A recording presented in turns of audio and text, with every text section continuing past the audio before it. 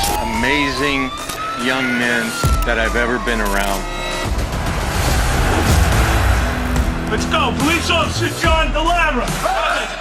Police Officer Vincent Dan. Just go out, show the guts, you showed up September 11th, and you'll take it home, baby. That's it. You have to realize these young men are working for a living. It's a challenge for all of them.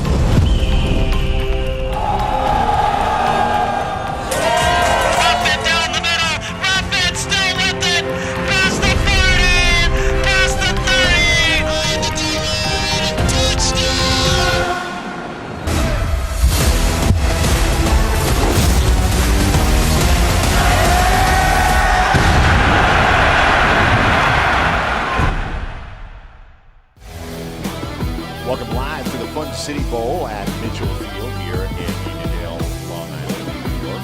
It's the 54th edition of the Fun City Bowl, where the NYPD Finest takes on the FDNY Bravest in a matchup for bragging rights and a huge impact on the national championship as the NYPD finds themselves at 3-0. I'm Mike Blewett, along with my co-host for the day, John Heffernan. Great to see you here live on the NPSFL network. The National Public Safety Football League pits these two teams against one another yet again. And, John, it is for bragging rights that I think surpass a lot of what we see in even professional sports. This is a big-time matchup. Well, Mike, it's the Army-Navy game, as it were, of this 2026 season. Before, during, and after, a rivalry that has been dominated by the NYPD, especially of late. Right now, down on the field, Mike, as you know, some very poignant ceremonies going on to honor both the Fire Department of New York and the New York City Police Department. We're going to head down there in just a second. But, Mike, it's the New York City Police Department that's won back-to-back Fun City Bowls, back-to-back national champions, and they are certainly the team to beat here today. Yeah, as you said, it's fitting that it's on today. Today, actually, Memorial Day, May 30th here, so we are honoring the fallen members of FDNY and NYPD, these first responders. It can't be said enough as we do these broadcasts, and it's about football when we are live on the game, but these people are out here every day and their day jobs risking their lives, and today we are honoring some of those that gave their lives in the line of duty and beyond, but certainly stood in service for these organizations for many years. Well, you see linebacker there, the defensive captain for the Fire Department of New York, number 44, Frank Zerbo. As we now hear PA announcer for the Fire Department of New York. Mike, of course, this is a home game for the FDNY, and we're going to officially toss it over to Kenny DeForest, one of the PA announcers here today, for the ceremonial part of our pregame. Token of our deepest appreciation and gratitude. Denzel Wilson, along with Frank Zerbo.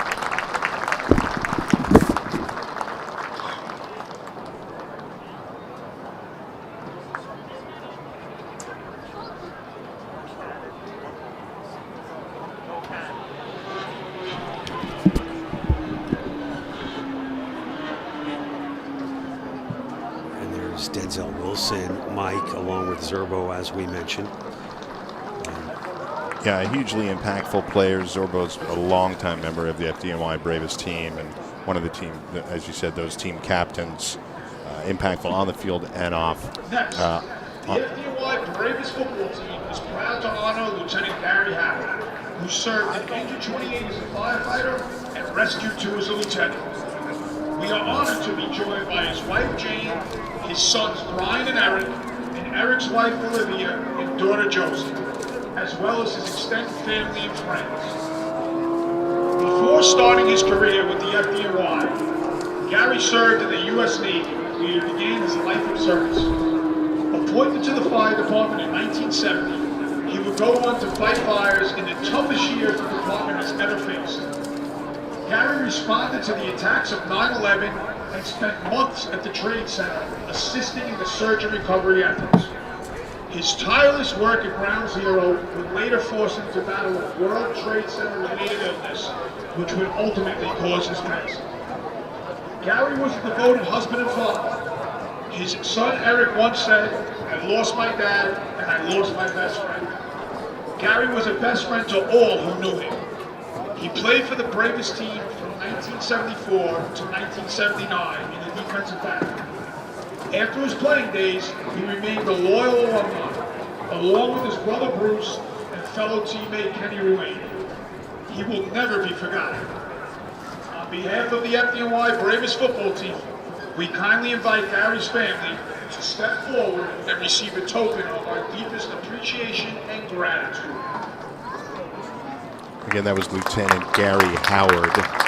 Served in Engine 28 as a firefighter and Rescue 2 as a lieutenant. So was part of the rescue efforts when he responded to the attacks on September 11, 2001. He's a veteran of the Navy, veteran of FDNY, veteran of FDNY Bravest football team. So somebody that commands great respect from us and certainly from the people on the field today. So we honor him and his family today. And out on the field is Jonathan Seda, the Ladder 61 offensive lineman, longtime veteran of this FDNY ball club, and certainly a guy to keep an eye on today, along with nose tackle Denzel Wilson, big number 95 for the FDNY. And again, we want to honor Lieutenant Gary Howard. Engine 28, Today, Rescue 2. Firefighter Joe Herman. And this is going to be a tough one, Mike, as we're now honoring Joe Herman. Representing Joe today are his parents, Mike and Irene, his sister Mariah, and daughter Lacey. Joe is one of the best football players the team has ever had. His talent on the field was obvious to anyone who watched him play. What made Joe special wasn't just what he could do for himself, it was how much he cared about everyone around him. No matter how great a game Joe was having, he was always the first person cheering for someone else's success. He celebrated the rookie making his first big play with the same excitement he'd show for one of his own. He understood something that the very best teammates understand. Football isn't about one person, it's about the team. The same was true in the fire service. Joe is one of the finest firefighters. He brought grit, determination, and professionalism to every call. When something needed to get done, you never had to wonder whether Joe would be there. He always was. What will be remembered most is that combination of excellence and humility. Joe was incredibly talented, but he never made it about himself. He pushed himself to be great, and at the same time, he pushed everyone around him to be better. That's a rare gift.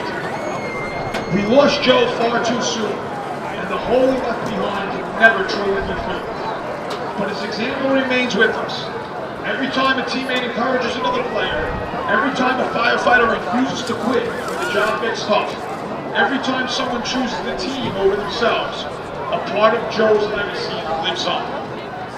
The measure of the player isn't how many yards he gains or how many games he wins. It's how much better he makes the people around him. By that measure, Joe Herman may have been one of the greatest teammates we've ever had. Joe, we'll always miss you. We'll always be grateful for the time we had with you, and we'll never forget you. On behalf of the FDNY Bravest football team, we kindly invite Joe's family to step forward and receive a token of our deepest appreciation and gratitude. Included in this presentation is a $50,000 donation to Joe's daughter Lacey for her fund presented by the 34.3 Foundation. Mike, what a beautiful tribute to Joe Herman. His first Fun City Bowl, not a part of this team, tragically killed in a motorcycle accident a year ago. And you see the reverence and respect paid by the family and the teammates of the fallen hero, Joe Herman. So this one particularly tough for the team, obviously, as Joe was an active member of this FDNY Bravest football team. He's a young man, as John said, unfortunately was in a fatal accident last fall, and that's why they're paying respect to him today. His daughter Lacey will receive that $50,000 donation to support her in her education moving forward. Don't forget, Joe's father tragically killed. Joe was just 3 years old. It was a cop who was shot while on the job, and raised by his stepfather, Joe Heffernan, whose brother, John Heffernan, no relation, I might add, to me, died on 9/11. And, really this family has endured a lot. And I can't tell you how much I've heard over and over and over today, talking to the guys. We want to do this for Joe. It's weighing heavy on them, not only on this team. And don't forget, my 22 players of this football team died on 9/11. And, we're honoring heroes from both sides today, but can't reiterate enough the importance of what these guys do, both on and off this field, to stay healthy for the job, and to stay healthy as members of this team. But there was none better than Joe Herman, one of the best athletes on this team, a tremendous lacrosse player out here in Long Island, and just a terrific human being. I mean, you could not have met a more charismatic guy. He was like a movie star, and he's the kind of guy that just you wanted to be around him. I remember him inviting me to sit down at a post-game dinner. I was kind of new to the broadcast team, and I was wandering around aimlessly, and Joe said, "Hey, Hef, come on over here, sit down." And that's just the kind of guy he was. So my best to Lacey, his daughter, and his family, and his mom as well. Yeah, John and I had an opportunity these last few years to get involved in these broadcasts, and you do get an opportunity to meet the players and get to know them a little bit. Very welcoming. They're excited to be playing for these teams and on these broadcasts. So, again, we'll talk about these gentlemen more during the broadcast, but back to the PA announcement. Yeah, so we're moving on now from Joe to Officer James Leahy, a devoted member of the New York City Police Department, who died in the line of duty on September 11th. For his three sons, James Jr., Danny, and John. To support their education and future, he worked 2 part-time jobs, balancing family responsibilities with his commitment to public service. He coached his sons in football and cheered them on at the league games, embodying the spirit of a champion for his family. James' actions on September 11th reflected the person he was. He rushed toward danger to aid victims, answering the call to protect others, even at great personal risk. The NYPD Medal of Honor posthumously recognized his heroic actions, ensuring that his courage would be remembered as part of the nation's collective memory that day. As we remember Officer Leahy, may we honor his legacy in our daily lives. Let us strive to protect and care for one another with the same sacrifice, devotion, and love that defined his years of service and family. Though he is no longer with us, James Leahy's memory continues to inspire courage, resilience, and a steadfast commitment to doing what is right. On behalf of the NYPD finest football team, we kindly invite Marcella Leahy to step forward and receive a token of our deepest appreciation and gratitude.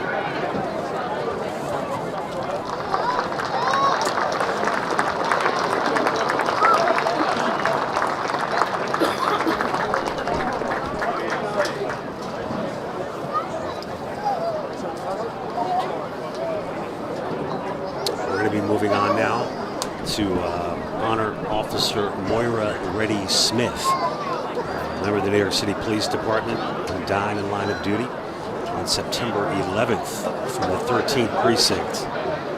As the friends and family of Moira Reddy Smith now make their way to the 50-yard line. Finest football team would like to honor Moira Reddy Smith, a devoted member of the New York City Police Department, who gave her life in the line of duty during the September 11th attacks.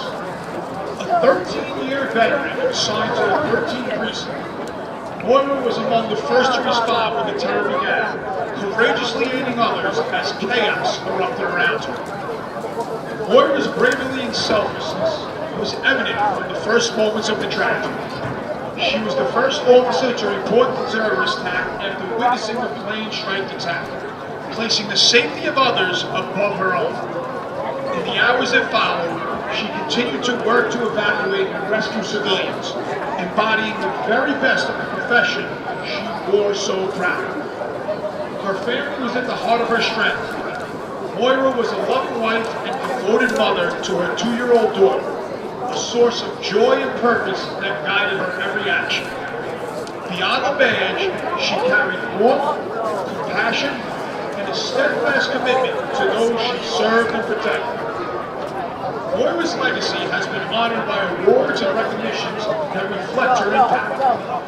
She was posthumously awarded the NYPD Medal of Honor for her heroic actions, and her memory has been enshrined in the New York State Senate as a woman of distinction, a testament to the enduring difference she made in Bay Ridge, Brooklyn, and across New York City. As we remember Officer Reddy Smith, may we honor her example in our daily lives. Let us strive to protect and serve one another with the same courage, selflessness, and unwavering love that defined her years of public service.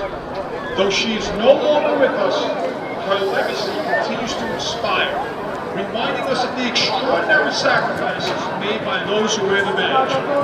On behalf of the NYPD Finest Football Team, we kindly invite James and Patricia Smith to step forward and receive a token of our deepest appreciation and gratitude. And that's in honor of Officer Moira Reddy Smith, a devoted member of the New York City Police Department, who gave her life in the line of duty during the September 11th attacks of 2000. And Moira was a loving wife and devoted mother to her 2-year-old daughter. And it just goes to show you the sacrifice made on both sides of the ball today. What a beautiful evening here at Mitchell Field, Mike. And, you know, the wind is whipping around, but to see the gold and blue of the NYPD face to face with the FDNY Bravest in red, and honoring both of these teams, and so deserving. You know, what a beautiful setting. Ramon served integrity. This would be honoring Officer Ramon Suarez. For 16 years, he served with integrity in Transit District 4. And on September 11th, once again, we find that another member of the NYPD demonstrated extraordinary bravery. And his daughter, Jillian Suarez, continues the legacy. It's her ascent in the NYPD. Mirrors her dad and commitment to protect and serve. It stands to be noted. What an impact her old man, Officer Ramon Suarez, had on not only the city of New York, but his immediate family. It's really beautiful to see. Suarez's family, Carmen, Jillian, and Sophia, out on the field as well. Her ascent in the NYPD reflects the same commitment to protect and serve that defined him, and it stands as a living testament to the enduring impact of his father's sacrifice. Ramon's legacy lives in the daily choices he inspired: courage under pressure, a commitment to service, and a love that strengthened his family and colleagues. As we remember him, we strive to emulate his example, protecting and caring for one another with the same steadfast spirit that defined his years of public service.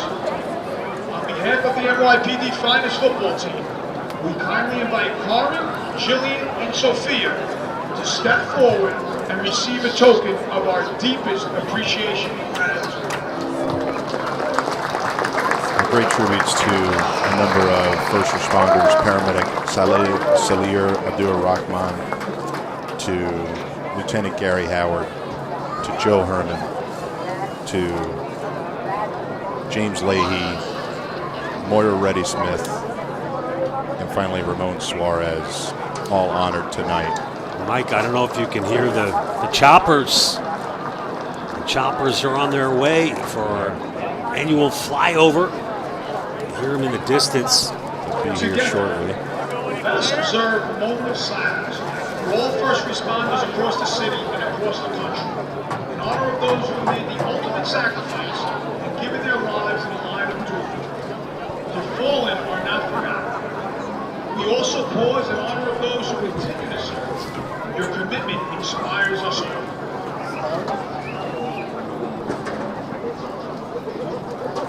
Micah, perhaps the flyover in a holding pattern, as it were. Ladies and gentlemen, at this time, we kindly request that you please rise and remove your caps and join our teams and coaches for the playing of the national anthem as we honor America and those who protect it. And coming out, Mike, to sing the anthem live is Brian Robinson from the FDNY ceremonial unit. I hear this guy's got pretty powerful pipes, and he's joined by both ceremonial units from the NYPD. Can you see by the dawn's earth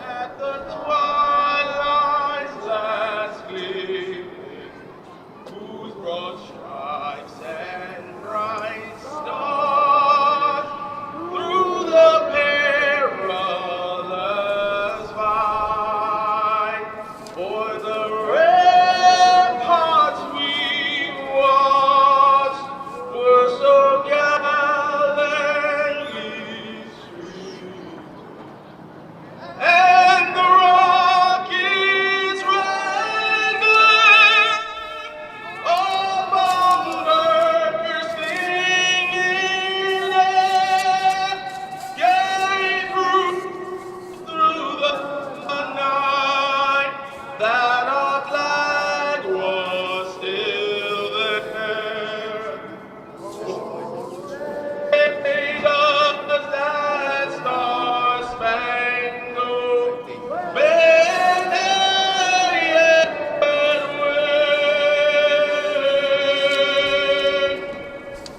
for the land of the free and the home of the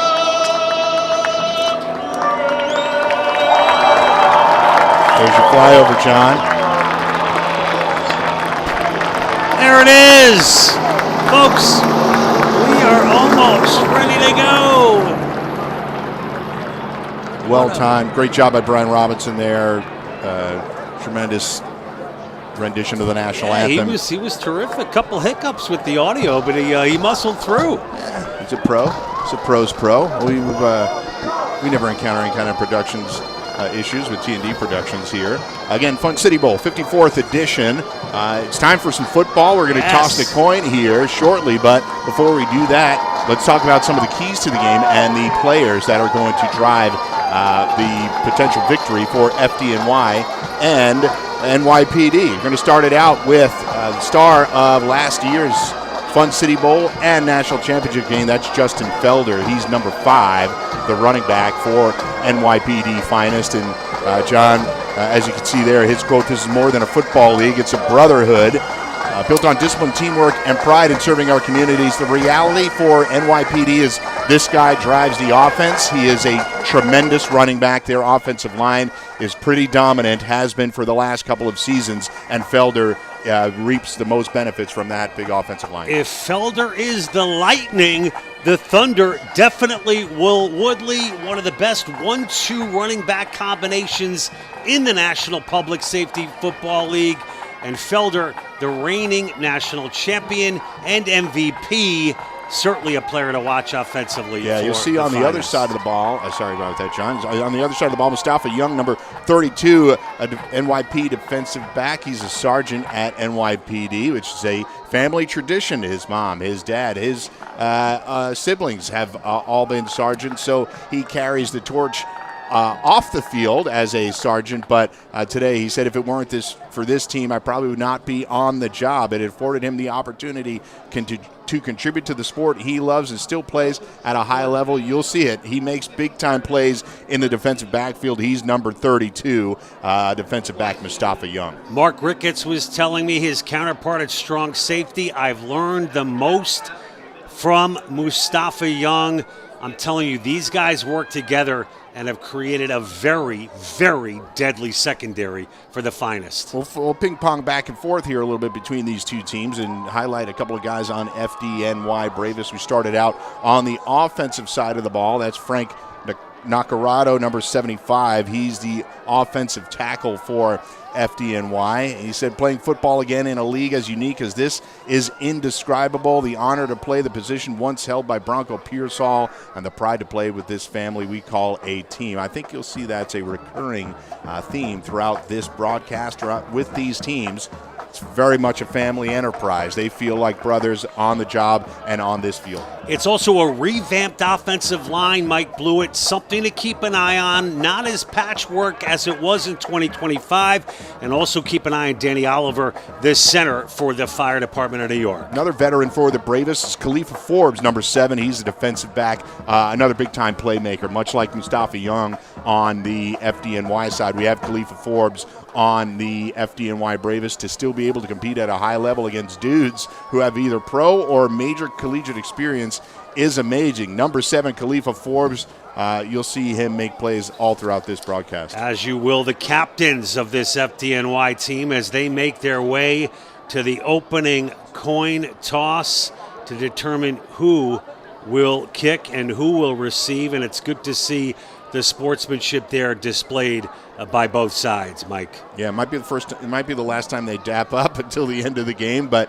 you can see good vibes here on the field, honoring one another before this game starts. Back to NYPD, Earl Lucas. A lot of defensive backs being highlighted here because these are guys that make plays.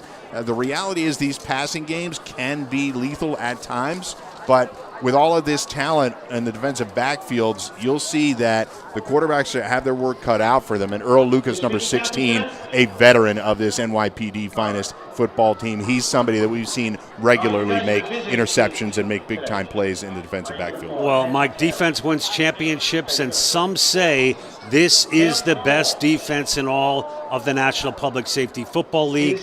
Earl Lucas, certainly one of the standouts, another from the secondary of the Finest. He says he loves the league because it gives first responders who risk their lives every day an opportunity to step away from the chaos of the world and come together as one. You may not think that we'd highlight a kicker, but you'd be wrong because Thomas Zabransky is the next person we're going to talk about here, number 91.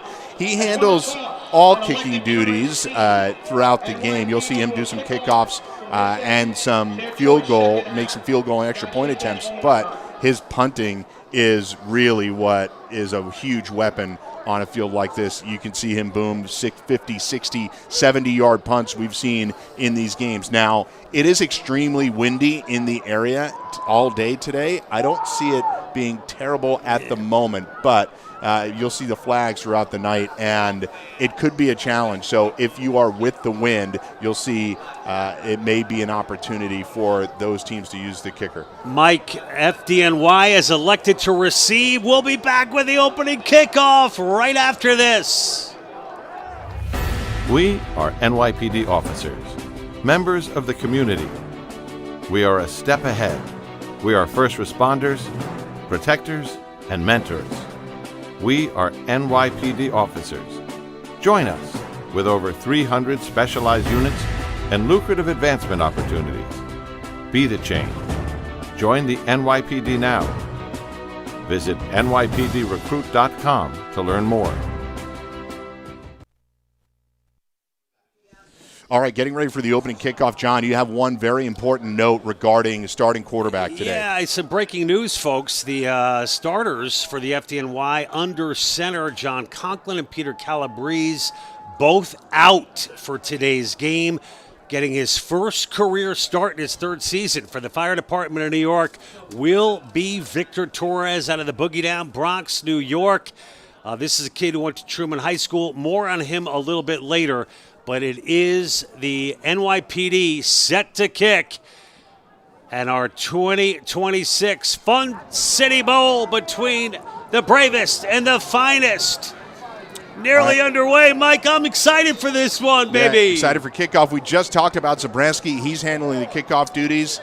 And here we go. He boots it down to the 10-yard line, caught over the shoulder by number 3 for FDNY gets to the outside to the 20, to the 22-yard Rob line. Wheeler, Mike. That is who, Rob Wheeler. Decent return.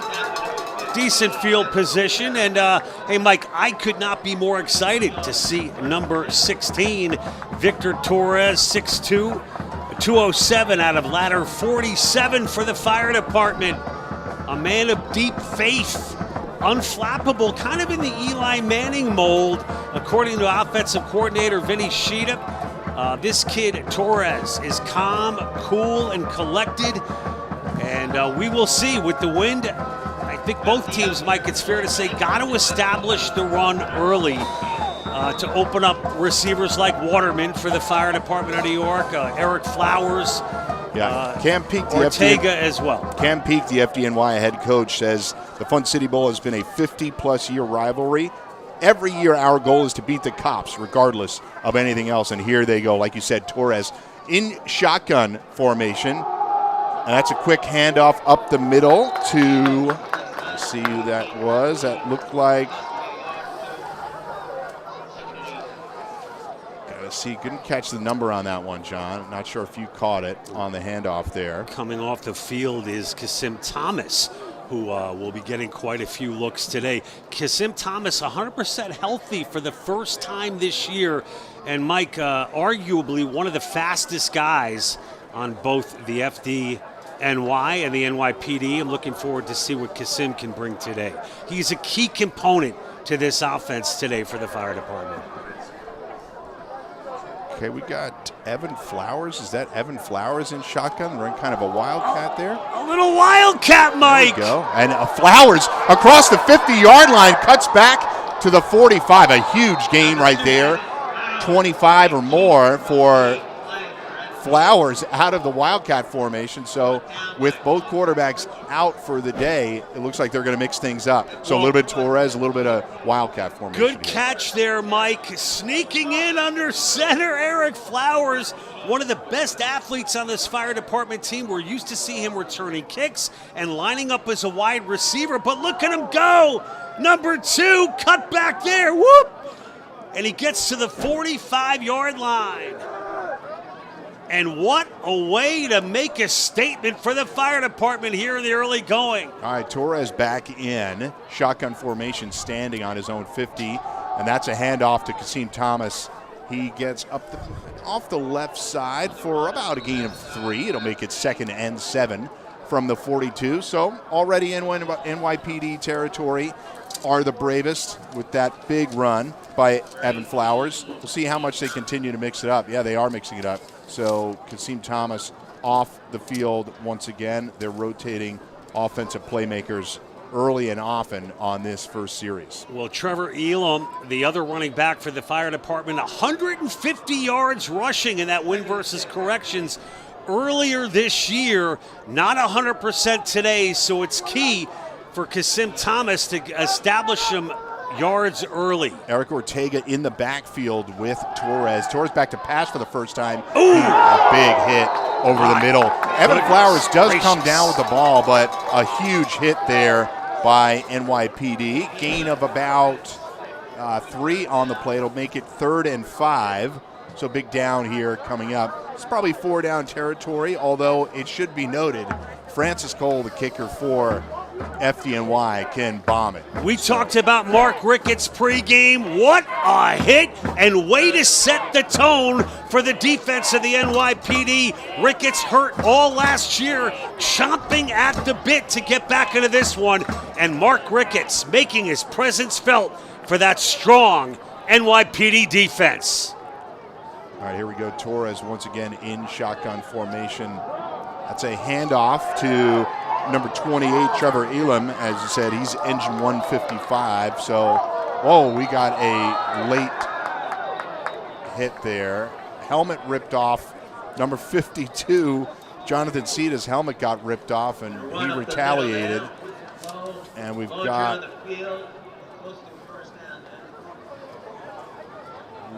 Let's sort it out here what the flags may be, but we've got at least one personal foul, I believe. They're going to sort it out. One thing I don't think we talked enough about as we take a look at this one more time, Elam getting the call You know, he was hurt on the job earlier this season. Spin move there. And has worked very hard to get back onto the field. Not quite 100%. And that whistle should have blown a lot earlier, I think, Mike. I don't think the flag was related to that. We had a little action, a little extracurricular activity, as we like to say, Yeah. after the whistle. Well, and I think they're trying to sort out if these are offsetting or if it's on.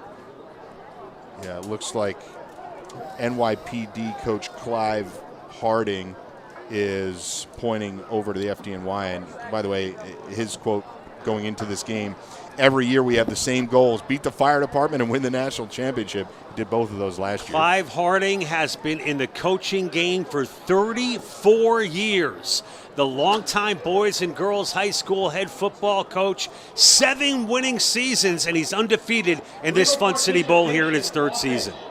Participating without a helmet, 15 yards, previous spot, replay, 3rd down. What? I don't think I've ever heard that called. That was an unusual call. I would say. Participating without a helmet. One thing that may change is the path to get there, to finish Clive's quote. It might look slightly different, but the mission remains the same. So they're trying to beat FDNY and win the national championship. Jonathan Aceda's helmet came off somehow. I thought it might have gotten ripped off. The guy continued to play. How is that his fault? I think you're supposed to take a knee if your Come helmet comes on, off. man. But nonetheless, Not that's a fan of that call. 15-yard penalty. That'll make it just about 3rd and 18, I'd call it. 3rd and extra long for the fire department. Big play here for Torres. From their own 48, pushed back in their own territory. Here's Torres back to pass. Downfield, over the middle. He does have a complete pass, not going to be good enough for a 1st down, but they pick up a big-time gain there, and that's number 81, Tommy Herrick, on the catch. He gets it down to the 38-yard line. So we got 4th down here and about 3 or 4. Let's take a look at it one more time. In his 18th season and his final game with the fire department of New York, the new dad of Hunter, his 4-month-old son, attending the first ever Fun City Bowl at 4 months old, and Herrick with a huge catch and a first, and it does bring up 4th down, but what a catch by Tommy Herrick. Now they're going to go. This will be a 55-yard field goal. They're not going to be that aggressive in the kicking game, but they have an opportunity here on 4th and 4. This is Torres rolling out. He's under pressure, and they tried to run it, and he's dragged down behind the line of scrimmage. That's a loss of about 1 or 2 on the play, and they turn the ball over on down. So we're going to hit a break right now in Fun City Bowl action and come back with more live from Mitchell Field. Good afternoon. Captain Vish introduced me to the FDNY right here 21 years ago. We outfitted him in John Plant's captain's outfit, put him on a truck with an axe, and they responded to an alarm. I remember that like it was yesterday. And that night that I came here to the firehouse really began to galvanize a devotion and a commitment to serving our first responders that manifested itself into the creation of our first responder outreach program at the Garrett. All right, here we are, live action here, and FDNY takes over at their own 38-yard line. John, first opportunity for us to see, this one's William Woodley. You mentioned Thunder and Lightning. They go with Thunder to start it out. That's William Woodley on the carry. Good for about 4 yards. It'll be 2nd and 6 as they get it across their own 40-yard line. And, of course, it's Davian Quinlan back under center for the NYPD. The veteran winner of 2 Fun City Bowls. It gives to his number 2 back, Woodley. And Woodley is a kind of north-south guy. He'll put his hand down, although he went around the end on that carry. 2 guys that are very, very impressive running backs for the NYPD. Here's Felder in the backfield here, and he gets it off the left side, cuts back across the 50-yard line, 1st down, NYPD. So doing exactly what we thought they would do. 2 carries to start it off, good for 11 yards and a 1st down. Felder, who has undergone multiple surgeries, was classified as legally blind in college, and has made a miraculous recovery to be one of the standouts offensively for the NYPD with the carry there. It was at the University of New Haven is where he attended school. And we got Woodley back in, and he gets the carry right up the middle, runs over a couple of people. Good for, I think, a yard on the play. So that'll make it 2nd and 9. As you said, Quinlan, the veteran QB, sometimes you'll see a little bit of dual threat out of him, but with the established running back core of Woodley and Felder, he's doing a little bit more handing off these days than taking it himself, but certainly a threat in the pass game. You know, one thing I want to note, too, is a huge win for the NYPD in their last outing 2 weeks ago against Chicago. Billy Sullivan, the defensive coordinator for the NYPD, said, John, it was one of the most physical games I've been a part of.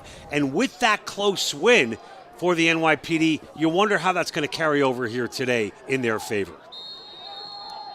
Yeah, we're about halfway. We've got a clock stoppage right here. Delay game.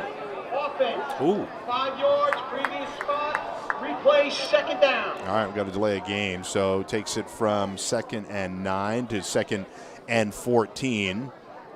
Quinlan, the sideline a little slow to get that play in, and Quinlan ran out of time. Delay a game there for him. You know, we talked about mistakes before the game, Mike, with the coaching staff for both of these teams. The last outing for the Fire Department of New York, 7 turnovers. Certainly something both of these teams are going to have to limit to come out with a win here today. Quinlan in the backfield in shotgun formation. Woodley splits out wide to his right, and then he goes right to Woodley. Pass a little bit high. Woodley comes down with it. Gets back past to the original line of scrimmage, and it'll be back to a 3rd and 9 now. So a little high on the delivery there, but a nice grab by Woodley to pick up 5 on the play. And the pursuit from Frank Zerbo, the 5'9", 210 linebacker out of Engine 160. Doesn't give up on the play there. Carries forward in on the tackle. The longtime veteran for the Fire Department of New York, and really the straw that stirs the drink defensively as far as the linebacking core is concerned for the Bravest. All right, here we go. 3rd and 9 from the FDNY 48-yard line. Quinlan back to pass. We've got a flag down on the play. Pass is caught by number 9, Alan Alvia. He picks up a couple more after the catch. Not up to the first down marker, but that's Kyle Johnson for the NYPD. And, you know, Kyle is the triple threat, some like to call him, although there is a flag on the play, Mike. My bad. I picked the wrong number 9. John is absolutely right. That was Kyle Johnson on the catch. Well, what a talented guy he is, Mike. Returns kicks, does it all for the NYPD. And a lot of time there for Calabrese, too, as Johnson cut underneath for the reception. And that'll bring up 3rd down, Mike. Yeah, it'll be 3rd down here and about 5. Quinlan getting ready to call the play here. And he's going to have Woodley in the backfield with him. But we got 4 wide here, so clearly a passing formation situation here on 3rd and about 6 from the 38. To the left. We have another flag. We have another delay of game. Prior to the snap, delay game. Delay of game. Oh, wow, that's 2 on this series alone. All right. I'd like to shout out one of our sponsors, Globe Life Insurance. They provide accidental and supplemental health coverage for first responders for the times we least expect it. It's peace of mind coverage for on and off the job, including accidents and injury, ICU stays, cancer, heart attacks, and strokes. Please contact National Rep Paige Drain for your free quote. Back to the action and another delay of game. It'll put Dak to 3rd and 9. Quinlan under pressure. He's rolling out to his right, looking downfield, and that pass falls incomplete. In on the play there was Jason Carteron. Gotta love the pressure, Mike. Yes, and we had a FDNY D-back there dive at the last second, trying to figure out who that was. Looks Carteron. Like Zane Danoon nearly picked that one off as he went diving for the incomplete Quinlan pass. Carteron 6'1", 215 out of Engine 249 with the pursuit and making Quinlan uncomfortable, and a great stop there by the FDNY defense. And it will be a punting situation now for the NYPD. Who do we got set to receive back there, Mike? That looks like Rob Wheeler, number 3. Oh, nearly blocked. Zabransky gets off actually It's not out of that great. bounds. Shanked it a little bit. Whoa, that's not a good kick at all. That ends up being about a 20-yard kick.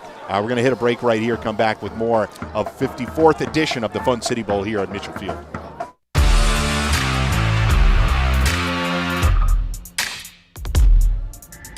FTO is a field training officer. We train recruits coming out from the academy. The training process takes about 6 months. If you teach the recruit well, they make good officer on the street, and I think that's rewarding to me. I believe the Dallas Police Department is a great place to work. You have opportunity to move up, and there's a lot of room to grow.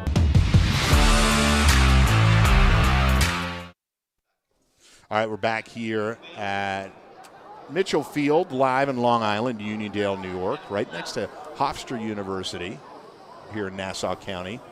And we're in shotgun formation. Back to the Wildcat here with Evan Flowers. He's dumped for a loss right there.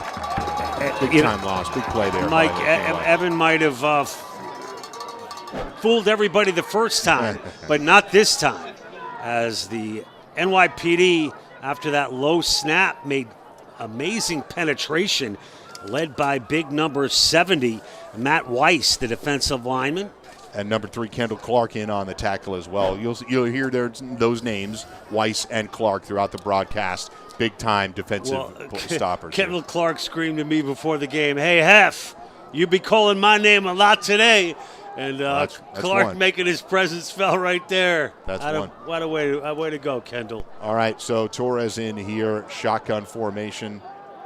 Fake handoff. Oh, wow, he's under pressure already and just tosses it up. And off the deflection, Waterman gets it. So, better to be lucky than good some days, Johnny. So that one, Torres just threw up with somebody had a hold of his jersey. We're going to see a replay on that one. You'll see Torres try to roll out to his left, but...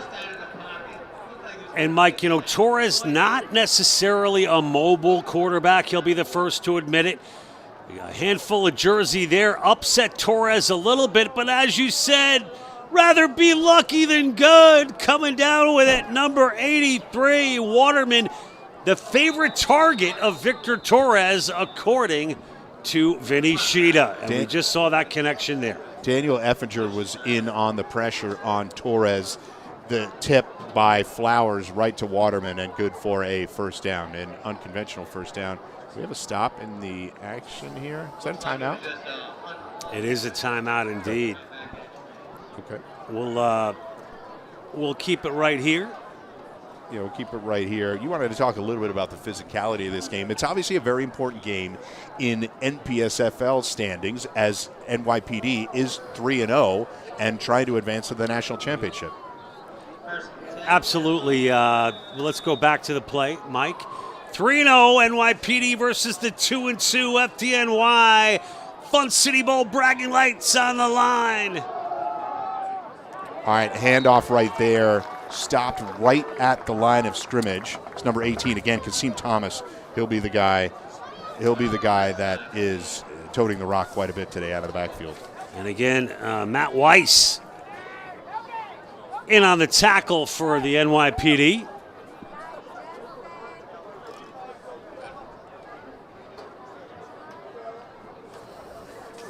So, and again, this is the rivalry game that they're going to focus on. It'll make it, despite the fact that FDNY is not having their banner season, this will make their season if they're able to get this win. On the flip side, you could say the same for NYPD in any given year, but they are also competing for the national championship, and if they win tonight, they'll be in that game. And a big target in Adam Jensen, the 6'6", 265-pound tight end out of ladder 78 with his first reception of the ball game. All right, that'll make it third and very short, so 3rd and 1 makeable here from their own 46-yard line. We'll see what FDNY has in store for this play. I love that route. Jensen wide open with a little bit of room to roam as well, with a couple of yards after the catch. And that's a good sign for Torres, especially this young guy getting his first start under center and now creating a bit of a rhythm. All right, high snap on shotgun, but Kasim Thomas ends up with a handoff from Torres. Good for a first down, gain of 3 on the play. Just over 2 minutes left in this first quarter in the Fun City Bowl. We are scoreless, and we've seen a lot of runs, so that's why this is a pretty rapid first quarter. Well, you know, FDNY, it seems Mike is pulling out all the stops today. A new quarterback. And don't forget, you know, Trey Wilson, their number 1 running back last year, has stepped away due to father duties. Is still on the job for the FDNY, but an opportunity here for Kasim Thomas to show what he can do, as we mentioned earlier. And Evan Flowers, we've seen him in the Wildcat, and both these teams pulling out all the stops. Got a timeout. We'll head to a break right here. FDNY wanted to get their package together as they picked up a first down right at midfield. Back with more after this.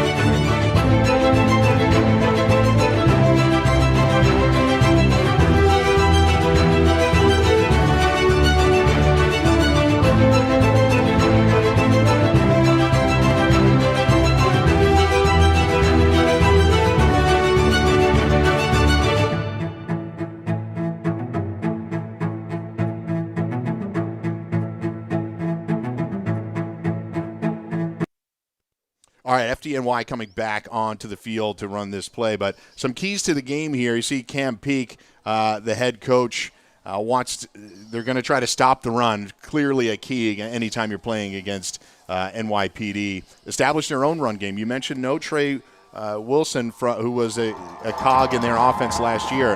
But you also talked about limiting mistakes, where it was 7 turnovers last week. So these are all obviously standard things you want in every game to execute and win. But against this NYPD team, they're really going to need to focus on stopping the run and running the ball themselves to at least take some time off the clock.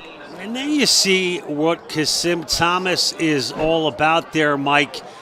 Kasim finally creating a little bit of room as he bulldozes his way to getting close to a first down. That'll bring up second down. But Mike, well said about head coach for the fire department of New York, Cam Peake, and he can't do it without his OC, Vinny Sheeta. Defensive coordinator, Rob Hoey. Special teams, Steve Orr, and their consigliere, John Rosati. Man, one of the best coached teams in the NPSFL, the FDNY. Okay, under a minute to go. Handoff again to Thomas. Up the middle, churning for a few more yards.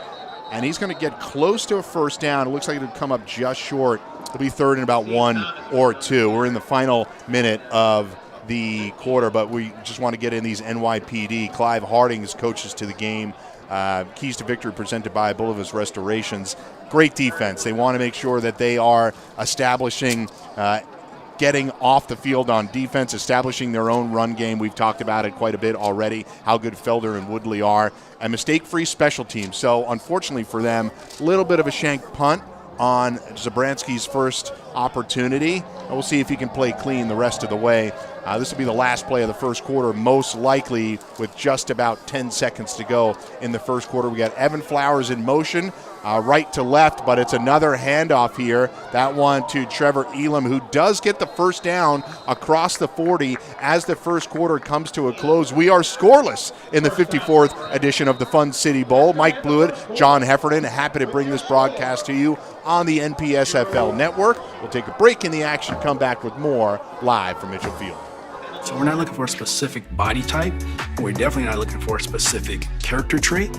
We're looking for the person that can articulate that they want the job, that they have a desire to be a career firefighter for us, and that they're going to be dedicated to the city of San Diego.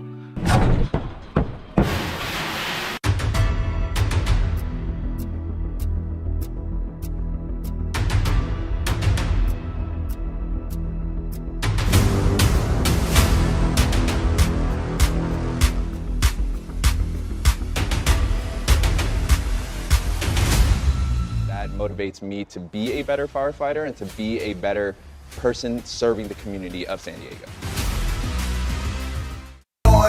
Discover, want to serve with a purpose, take the test. If you're thinking about joining the Department of Correction, join. I truly believe that I should have made this decision 10 years ago. I wanted to do something that was both challenging and rewarding. If I can make a difference in somebody's life, then I think I've done my part. It's high paying, it's a career, not a job, and I serve with a purpose. Scan the QR code now. Register today to take the test. Do it. We're back here live at Mitchell Field, the Fun City Bowl. I want to give a quick shout out to the founder of this game, former head coach Joe Loughran, watching today with his 6-year-old grandson, Henry Thomas, doing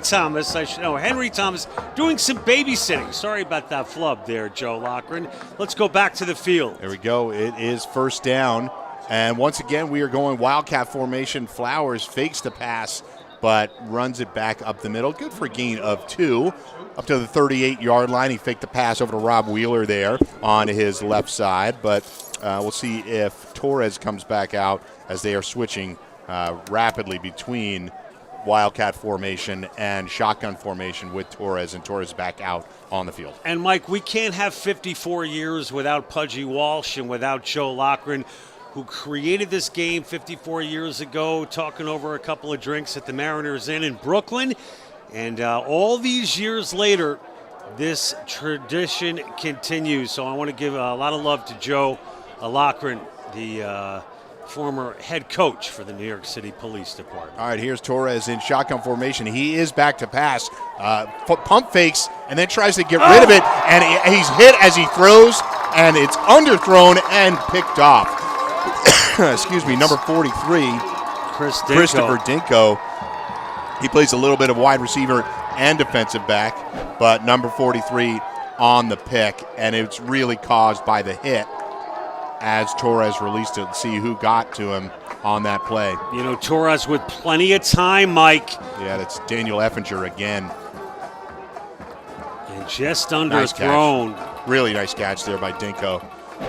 And it was Effinger, as you mentioned, who busted through. Second time Effinger's got a chance to get to Torres, was able to lay a hit on him this time and create the turnover. So here we are, right back in the mix at the beginning of the second quarter. Quinlan in shotgun formation, and he's going to give it to Woodley. So Woodley's the battering ram for the first part of the game, and it might be the Felder show a little bit later on in this game, but they're going to try and wear FDNY down here on a drive. But the finest with a big turnover there. So we talk about the team's limiting mistakes. 7 turnovers last game for FDNY, or during one of the games earlier this year, and now here another one to start it off. In that game against Chicago, Ricketts for the police department had a big interception in the win against Chicago 2 weeks ago. Go handoff up the middle, just pushing the pile here. Good for a first down and more, up to the 33-yard line. And that's where the NYPD's real power in this team is that offensive line. They can really lean on you, whether it's Woodley, who's seeing a lot of the carries now, or Felder, or both. It's a big problem to have to deal with for any of the teams in the NPSFL. This Gold Star unit is the NYPD finest offensive line. Yeah, I mean, smash mouth football, Mike. Nothing special other than the push, the physicality, and the dominance there by the O-line for the NYPD. Quinlan looks to the sidelines, looks to Clive Harding for a play call, and Woodley steps up next to him in shotgun formation. He's got 4 wide there, but they run it right up the middle again. So they're trying to spread FDNY out and then run the ball up the middle. Stopped on that one, good for a gain of 1. Up to their own 32-yard line. You know, Mike, getting off to slow starts has been one of the only weaknesses this year for the NYPD. Just 3 first-half points in their last game on the road against Chicago. And again, we're seeing a similar pattern here with both of these teams. In that second half against Chicago, it was a shootout. And it came down to the final play of the game where the NYPD held off Chicago defensively to get a key win. But again, not a lot of points here so far. Again, 4 wide. Woodley stays in to block this time, and Quinlan goes down the sidelines nearly connected with number 80. That's Anthony Porcelli, and just out of reach. Pretty good throw, but that's a high degree of difficulty play there for NYPD. But, Mike, you can't say enough about number 44, Frank Zerbo, the linebacker. Yeah. Look at the amount of real estate this guy covers. He is relentless with his responsibilities. Good coverage. And just a great job by the veteran, number 44. They probably thought they had a matchup that they liked with Zorbo chasing down a wide receiver, but he stayed with him every step of the way and made the throw a lot more difficult for Quinlan. Here's Quinlan back to pass again. That one's a little late and out of bounds. Intended for Brian Dice Jr.? No, intended for Chris McGrain. Offensively on number 12, the Swiss Army knife for the NYPD, Chris McGrain out of CW Post. And Nassau County PD, so maybe he's a little bit more at home here on Mitchell Field. Yeah. He's certainly made plays. He's a favorite target of Quinlan's, and we'll be calling his name again. All right, Zabransky again, not a great kick, and they downed it right away. Sean Obenheim downs the punt. Probably should have let it roll, but I think he was afraid it was coming back towards him. That was Wheeler back to receive, but another fairly short punt. They'll take over at their own 34-yard line. Will the Bravest. We'll take a quick break right here and come back with more Fun City Bowl action. Giving a mortgage-free home to a catastrophically injured veteran. Do people understand what that means? A lot of these people living in situations that they can't get around, with their disability. I mean, come on. By the end of next year, we'll have paid off mortgages for over 2,000 of these great heroes. And also for fallen first responders that are catastrophically injured or died in the line of duty to leave young families behind. We're proud of that. Here we go, folks. It is Torres in shotgun formation.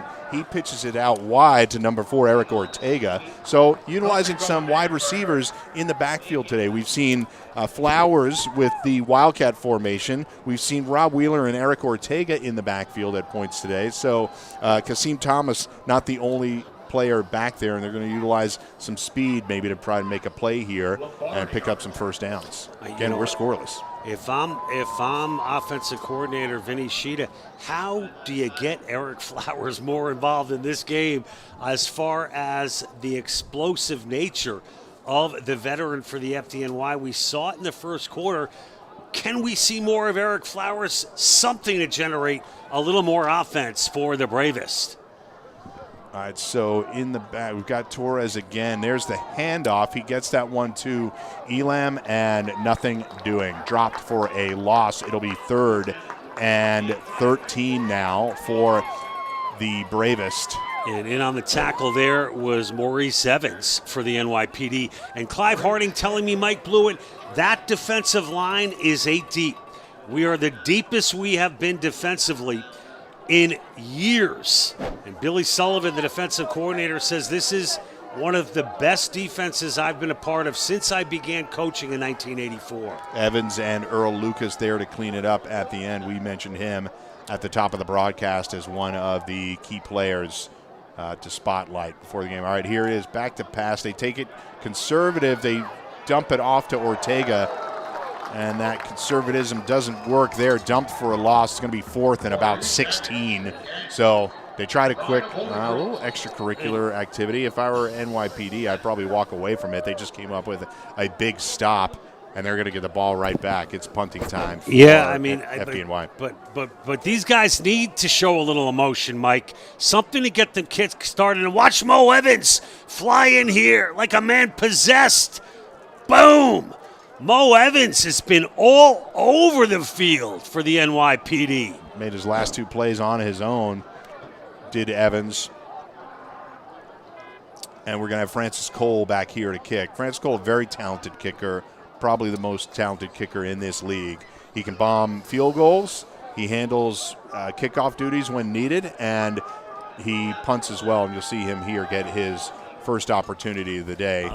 A bit of a non-factor. Not a great snap and nearly blocked. That snap was a rainbow-type snap, but he gets a big bounce there, and it's going to be a huge punt as FDNY is knocking the NYPD players off the ball and assisting the roll. So Francis Cole ends up with roughly a let's see, 40, 50-plus yard kick on the play. With some help from the 250-pounder at a ladder 11, Ryan Nathaniel. Here's the replay. You see, that's kind of a rainbow snap, and it nearly got blocked. Number 80, that is for the offense. Again, Anthony Porcelli, we nearly gets a block, but watch this. Couple of chucks there. Number 51. We mentioned Ryan Nathaniel at a ladder 11. Yeah, you talk about playing in the whistle. Jimmy O'Boyle with a little chuck at the end there, give him a couple of extra yards. So we stayed with the action here as NYPD takes over very quickly. 8:58 to go in the first half. We are scoreless at the 54th Fun City Bowl. Was that 54? Who was in on that block? 51 for FDNY, which is, I think, Jimmy O'Boyle. Is that right? I thought it was 54. My bad. Okay. Anyway, we digress. All right, first down. They pick up a few, doing what they do best. Running the ball, and here is, all right, for the first time, I think we see Thunder and Lightning on the field at the same time. So I'll give you one guess what they're going to do on this next play. I doubt they're going to be throwing it, but we'll see. I've been wrong plenty of times before. You know, conversely, Mike, it's the fire department who got off to a strong start in their last outing against Chicago, dominating that first half. There it is, Felder, Woodley up the middle with a block, and then Felder off the right side, and looks like they are right near a first down. Be 3rd and 1 from their own 26-yard line, John. And I only mention that as far as styles are concerned. FDNY scored a lot of points in their last outing that counted, and Zerbo in on the tackle there for the fire department. And we've got a bit of a stalemate here, Mike, through nearly a quarter and a half, or a little over a quarter and a half of football being played here at beautiful Mitchell Field in Nassau County, Long Island. Really nice setting here tonight. Sunny. It's windy, obviously, but we've got pretty good weather overall. Here's Quinlan out to his right, and he's got it complete across the 40 to the 45. Big first down. Once again, we are looking at Anthony Porcelli, the wide receiver, with a big catch. Man, and what a great job by Quinlan. Porcelli kind of stepped up and said, here I am. Quinlan with all kinds of time moves to his right as he rolls out and off the back foot. Porcelli doing a nice job getting into empty space there. Big first down. Little zone defense. Prevent defense there by the FDNY. All right, Quinlan in shotgun formation again. Thunder and Lightning, Woodley and Felder. And this time Felder the lead blocker and Woodley right behind him. And they pick up big yards there across the 43-yard line and another first down. So back-to-back first downs and NYPD rolling. I think they'll probably go a little up-tempo here to try and pick up these first downs as we are under the 7-minute mark, I believe, in the second quarter. Man, Felder is slippery, and he just is like in slow motion right up the gut. Or was that Woodley? That was Woodley on that Woodley. carry. I'm sorry. Felder right in front of him. And Woodley kind of undersized, which low center of gravity. Yeah. So my apologies there, getting Thunder and Lightning All right, mixed there's up. Quinlan out to McGrain. McGrain picks it up on the screen. Picks up nearly another first down. Do we have another one? Or is that just short? Second down and about 1. So a quick out there to his left side, and McGrain runs for about 8 yards to get right near another first down. Yeah, this is one heck of an impressive drive from the NYPD. And Zerbo does a good job of breaking free of number 9, Kyle Johnson, to finally take down and make the tackle. That'll bring up second down. Just over the 5-minute mark. I think NYPD trying to take some time off the clock. They get this one to Felder. He's held up right at the line of scrimmage. Number 91, John Cunningham, in on the play. He's one of our player spotlights is John Cunningham, FDNY defensive lineman. He said, this league is amazing for everyone who wants to continue playing high-level football, and it's extra special that my family can still watch me play. The brotherhood of the teams in this league is second to none. He's the ladder 135, the Myrtle Turtles, they call him. He played at St. Francis Prep High School. Guess who went there, buddy? Yours truly. That's right. My alma mater. So shout out to, he played at Albany too, from 2008 to 2012. So a longtime football veteran and alum of the best high school in the world. 200. I do say so myself, John Heffernan. So we got a flag on the play. That's a false start. Will kill the play. And on a 3rd and 2, that's a tough penalty to take there. It'll move it back to 3rd and 7 with just about 4.5 to go. Cunningham, a 270-pounder, hard to miss out there. Hey, speaking of officials, a little shout-out to Charlie Groh, Danny Bonacorsa, Peter Brown, Anthony Tavella, Anthony Scala, James Laporta, and JT Andriassi. Our officiating crew today always do a good job. We appreciate the men in stripes out there holding it down in this 2026 Fun City Bowl. NYPD on the hunt, on the prowl, putting together one heck of a drive here in the second quarter. Back to pass is Quinlan. Looking downfield towards the end zone. That ball batted away. Big time play right there by number 7, Khalifa Forbes. We've talked about him at the beginning of the broadcast, and he makes the play to knock it away. That was intended for number 9, Kyle Johnson. Zane Danoon out of Ladder Battalion 23, also in on the coverage for the fire department. But as you mentioned, it was Forbes spearheading space. Spoke that up. Big time play. And just really sacrificing the body. We got 4th and long, but at the 40-yard line, be a 57-yard field goal attempt. They're not going to go that route.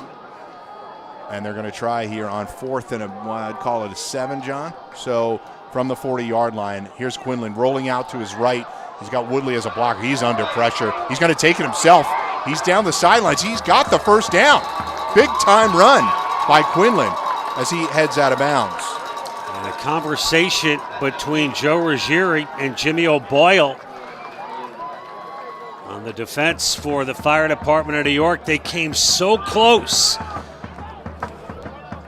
to stopping Quinlan, but Quinlan relentless and did not give up. I want to call out the Bet Big Talk Loud podcast, one of the fastest growing podcasts. Bet Big Talk Loud provides plenty of laughs and entertainment while offering bold opinions, real stories, and can't miss betting advice. If you love big bets, big laughs, and bigger conversation, this is the podcast for you. Bet Big Talk Loud. All right, here we go. Back to the action. Quinlan takes the snap and hands it off to Felder, who weaves his way towards yet another first down. That one down to the 16-yard line. 3 minutes to go in the first half. We are scoreless. NYPD now deliberately taking their time so they can try to punch it in and leave FDNY with very little time on the clock.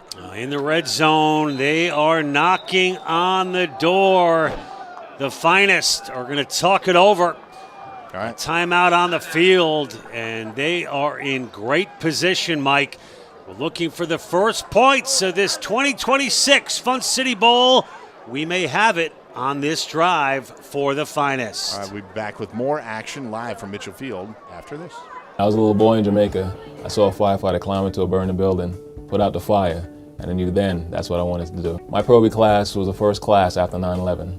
Well, I played football in college as well, so as soon as I got on the job, even as a Pro B, guys were like, all right, listen, you got to play for the football team. Our second year went to the championship and won against LA Fire, so it was a lot of fun. It's a whole different type of family concept. It's very cool. Fire duty is what we sign on for, but there's so many avenues on this job. As a mentor, I pay it forward by being consistent and leading by example.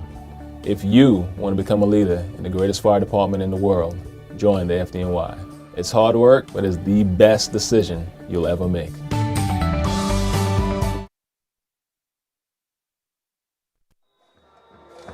All right, here we go. It is first down from the 16-yard line, and Quinlan once again set up in shotgun formation with Woodley and Felder. He's got Obenheim, McGrain out to his right, Another receiver up to his left, and it is a handoff to Felder, who's stopped at the line of scrimmage. So big play there by the Bravest. And we'll see what NYPD Finest has in store. The only other player that we wanted to call out before the end of the half was Daniel Olivier. He's the FDNY center, number 99, and he said one of the biggest blessings is being able to wear the uniform and jersey of the FDNY and representing this city, and then be able to pass our traditions down to the new generation coming up. You know, Mike, Danny played had at Freeport High School, not too far from here. Yeah, lost a lot of weight coming over from EMS to be able to join this FDNY team. And he's done a great job at center. All right, here's Quinlan back to pass. He rolls out to his right, looking, finds Kyle Johnson over the middle. Does not get out of the clutches of the Bravest right there, but good for a first down. It'll be first and goal, if I have that right. Yes, it'll be at the 7-yard line.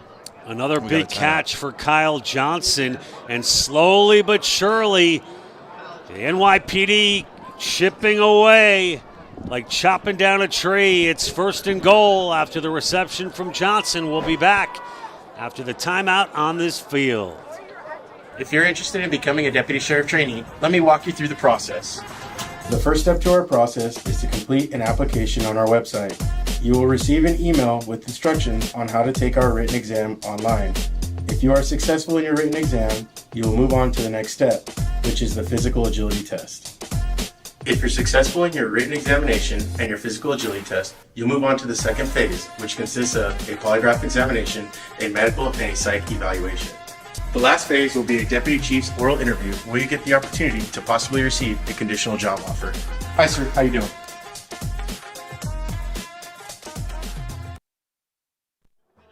All right, we are back. That was a 2-minute warning you got right there, and here we are, first and goal from the 6-yard line. Looking to put the first points on the board of this game.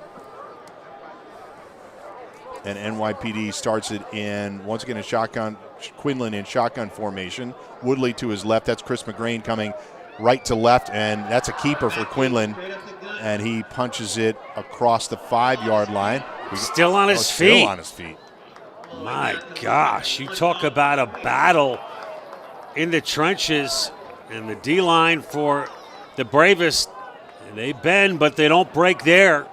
As a design play, Quinlan, with some help, just kept going and going and going as he inches closer to the goal line. Man, oh man, you talk about a battle. We haven't seen a lot of points here today, Mike, none to be specific, but it's a trench warfare. Grain in motion again. They go back to Quinlan, who punches it in to the end zone for a touchdown. 6-0. NYPD on top with just about a minute to go in the first half. So that's our first points of the day. Well, the New York City Police Department breakthrough here in the 2026 Fun City Bowl, and it's Quinlan again on the keeper. Zerbo got a piece, but it's not enough. And Mike, we saw in this drive some key pass plays, establishing the ground game, and PD kept coming, and they finally break through on a very impressive drive, now setting up for the extra point. Go kick is up and good. That's Zabransky, puts it through, 7-0 NYPD. 1:08 to go in the half of the 54th Fun City Bowl. We'll be back with more action right after this. I was a little boy in Jamaica. I saw a firefighter climb into a burning building, put out the fire, and I knew then that's what I wanted to do. My Pro B class was the first class after 9/11. Well, I played football in college as well, so as soon as I got on the job, even as a Pro B, guys were like, all right, listen, you got to play for the football team. Our second year went to the championship and won against LA Fire, so it was a lot of fun. It's a whole different type of family concept. It's very cool. Fire duty is what we sign on for, but there's so many avenues on this job. As a mentor, I pay it forward by being consistent and leading by example. If you want to become a leader in the greatest fire department in the world, join the FDNY. It's hard work, but it's the best decision you'll ever make. All right, 7-0 NYPD on top. Zabransky set to kick off in the Bravest backfield. That's Ortega and Wheeler set to receive. Surprised not to see Flowers back there, especially after his big gain in the first quarter.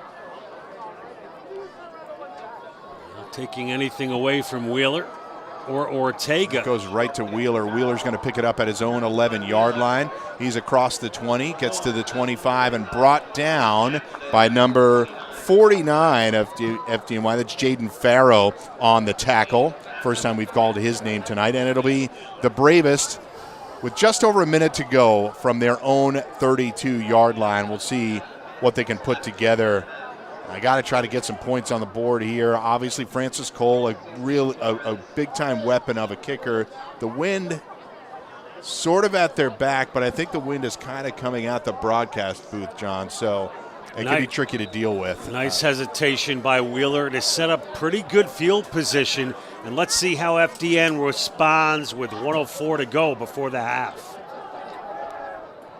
They go with the run. They've got Ortega, cuts it outside, good for about 9 yards. It'll be 2nd and 1. I would hurry it up here. That's a pretty good gain to get them some breathing room here. And man, they are taking too much time here as we are under 50 seconds to go. They're huddling up. Ortega runs his routes so well at a ladder 175, 10, 195. One of the veteran captains on this FDNY team. We need to see more out of Ortega and the rest of the receiving corps. All right, Torres with the pitch out to, that's number 10, Rob Mandia. Takes that one. Yet another wide receiver in the backfield for a play, I believe. It was Kasim Thomas. Sorry, I missed the 8 and the 0. It's my fault. That's okay, Thomas. You know, and I just want to talk a little bit about Victor Torres, Mike. I mean, yes, not a lot of points and not a lot of offense generated by the FDNY, but this kid in his 3rd season, a wide receiver, getting his first start here. You talk about pressure. Kid grew up in Co-op City, New York, and he said he's been through a lot as a kid and leaned on his faith and hasn't made a lot of mistakes. Had that one interception, but is running the offense fairly consistently. Looks like a veteran back there, and I think if Torres can continue to plug away, you go back to Waterman, who had a big catch in that first quarter. It's only a 7-0 lead for the NYPD. Anything can happen here, Mike. Yeah, so they get the first down there on the run from Thomas, and it's at the 42-yard line. So you've got, 25 seconds to go. They took their time there, but utilizing the timeouts, now you're going to have to strike downfield. You don't have any really opportunity to run the ball unless you're effectively going to kneel it out before halftime. But you see they bring in number 36, Nick Sumter, their fullback, to try to, oh goodness. Just overthrew him. All right, so Torres took a huge hit at the end of that play, and a flag was thrown. I think that was Kendall Clark that came through. I think it was Mo Evans. Oh, Mo Evans, you're right. So Mo Evans on the hit. I'll be honest, it didn't seem terribly late, but it might have been up high. It's going to be a personal foul, Mike, against and it gives them a free first down and the stoppage of the clock. And, maybe the break that the FDNY needed here with 20 seconds remaining until the half.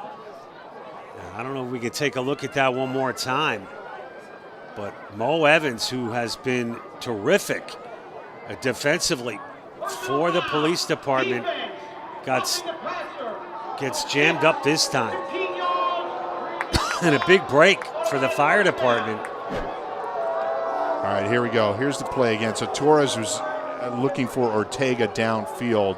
He just overthrew him, but oh man, it was leading with the crown of the helmet too, Mike. My gosh. Yeah. So that was vicious. Was not late, but he went helmet to helmet on that one, and he chucked Torres down at the same time. So big first down here with 20 seconds to go.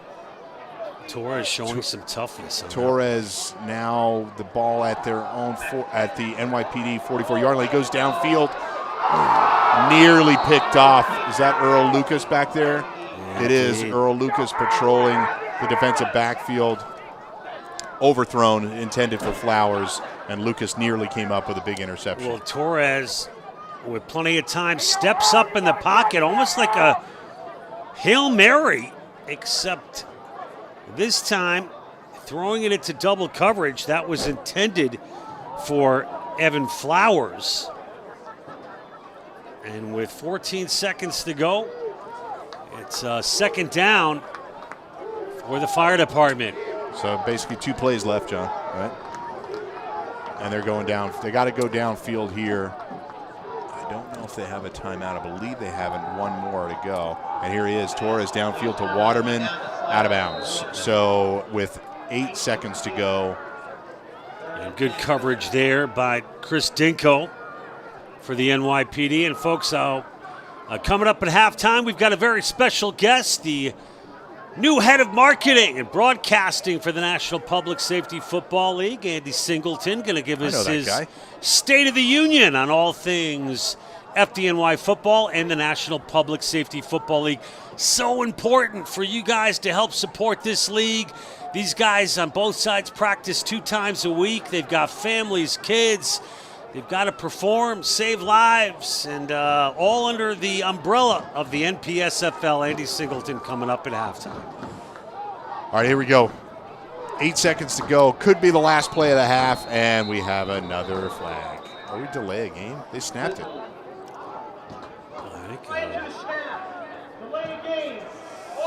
That was tough. He snapped it. I thought he snapped it in time. That's going to back it up for the FDNY on third down, 8 seconds to go. What do you do here, Mike? Hail Mary time. Just try to get everybody downfield. If they have a timeout. I don't know, maybe. If they don't have any timeouts, your only option is to throw it deep. If they have a timeout left. Well, no, but it's third down, so they're not going to do that. I think you try and get it to the 30 and let Cole bomb one for a field goal. You got 7 seconds to play. That's going to be tough, but if they have a timeout, we'll see. Sorry, we don't have a tracker on the timeout. Yeah, I think this is going to be the last play of the half. Another delay game, back-to-back delay of games. We saw a couple of those called against the NYPD, and now it's 2 delay of games against the fire department. All right, here we go. We'll see what they're going to do now. They just ran back-to-back delays of game. We've got 4 receivers trips to the right. And here's Torres looking to throw. He steps up in the pocket. Now he's going to run. And he gets across the 40-yard line. Time is going to run out on that play. And we'll head to halftime, 7-0 NYPD. The biggest gain of the day for the quarterback. Wait a second. Do we have 0.3 of a second left? Ooh. Oh. The plot thickens. It does. Mike, your prediction is coming to pass. I mean, I was trying to get them to throw it. I didn't realize that Torres was going to run for 20 yards and somehow still have time on the clock. I think this would even be record breaking for Francis Cole. 54. He's going for it though. Oh my gosh, Mike. This is unbelievable. With 0.3 of a second remaining in this second quarter, Francis Cole is getting set. Well, if they just held him up a tick longer, time wouldn't have gone down. But nice job by Torres getting down and getting the timeout called. So it's going to be probably a 57-yard attempt, Mike, somewhere in that neighborhood. 54 we got. 54, yeah. Okay. He's hit from 50 plus Let's before. Let's see where Wheeler sets up. And Cole, widely considered the best kicker in the league. Officially 54. And they've also pulled some razzle-dazzle in the past. From the left hash. We'll see what Cole's got in him. We've seen him hit from 50 before, and they call a timeout to freeze him. So this game was humming along this last minute. Looking to ice a lot of drama. The kicker, the NYPD. is going to make number 15 think it over. Francis though. Cole. Look, big play by Torres there, but the back-to-back delays of game, killed pushing him back 10 yards. You'd be attempting a 44-yarder, which we know Cole can hit. Granted, we have wind as a factor here, but 54 makes it that much more challenging. Yeah, as the sun begins to set here at Mitchell Field in Nassau County, Long Island. Bruce Blakeman, the county executive, was in the House earlier tonight, running for governor in New York, taking on Kathy Hochul a couple of months from now or later in the year. But it's all about Francis Cole, Mike Blewett. Let's see if your prediction comes true. 54 yards. There's offsides. They gave him 5 free ones. Wait, he nailed it.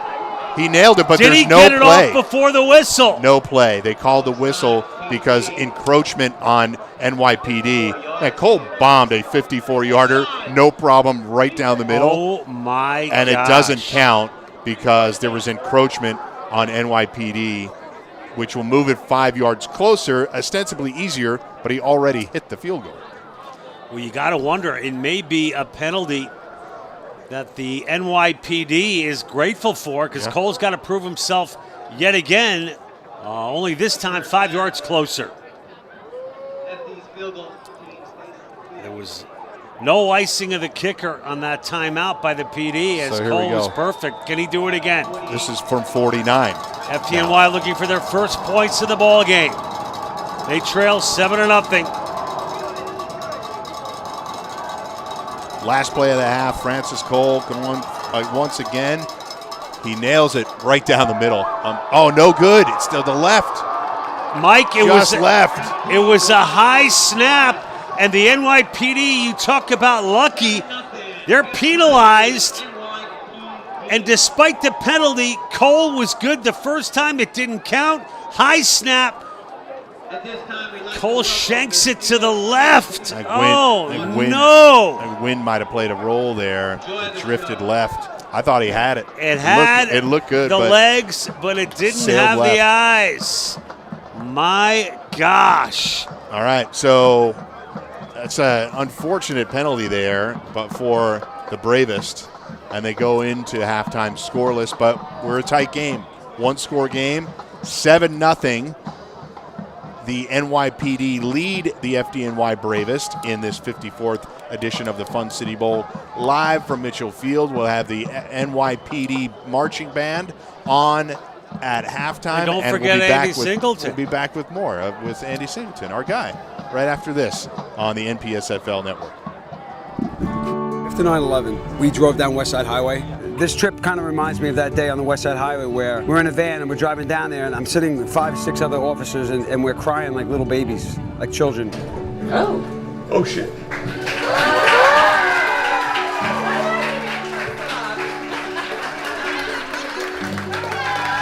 And you get off that van and walk to the building and everyone's clapping and just cheering and saying, "Hey man, thank you. This was really special." And it made me feel special. It brought me back to that day, and it was really cool. Hi everybody. Welcome to the Gary Sinise Foundation. We want you to enjoy your time here for our Nashville Salutes Heroes. This is our very first one, and you're the very first. Oh my gosh, look, his wig. Yeah. That's so cool. Without the Gary Sinise Foundation and without the heart that Gary has, we wouldn't be where we're at today. And to have all of these people around us that have been on the same journey that we have is just humbling, and we can't say thank you enough. What's important about this is community. So I invited my buddies here from CSI New York, and you'll probably see some pictures of these guys on the walls around here somewhere. There's a few back there. You'll have to look for them hard. You know, we've kept them. I'm going to rearrange it. I know, he will. Somebody walk with him from the foundation. Make sure he doesn't steal anything.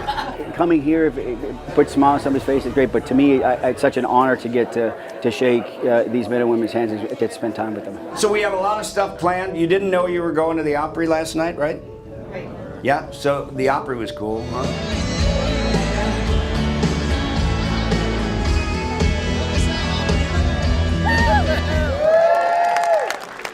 It was a surprise seeing Gary. It was awesome to see him and get to take some pictures on Forrest Gump bench. Here you go, Forrest. All right, yeah. When I heard you were coming, I was really happy. Here, you get to hold a box of chocolate. Right here, My sister-in-law and my wife came out and played in Santa Rosa. Where is that?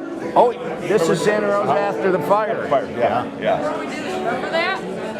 Wow, where is that? Gold Star Mothers Concert, Little Creek Base, Virginia.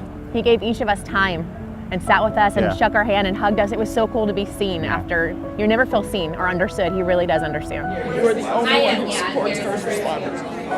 Thank you. This is my brother. He was killed 2 years ago. I'm sorry. He sat down with me on the Forrest Gump bench and he talked to me like I was an old friend, you know? You don't have to thank me. This is all about thanking you. You know, as first responders don't like somebody. You'll like these. As a car nut, we pull into the Tennessee Speedway there, and I'm like, nah.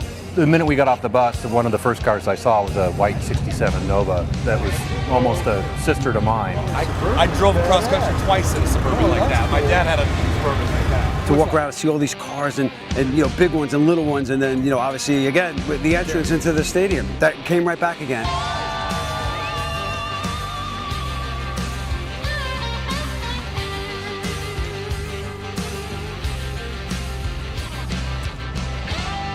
You know, it rained a little bit, and it didn't matter. When I got hurt, it was on a rainy day in 2019, and I haven't been able to spend a good day in the rain ever since. Memories, PTSD, just all the flashbacks. I don't consider it a coincidence that it rained. I made new memories. I sat out there in the rain. I had my little rain poncho on, sat in those seats, and I enjoyed every second of that concert because it felt like a new step.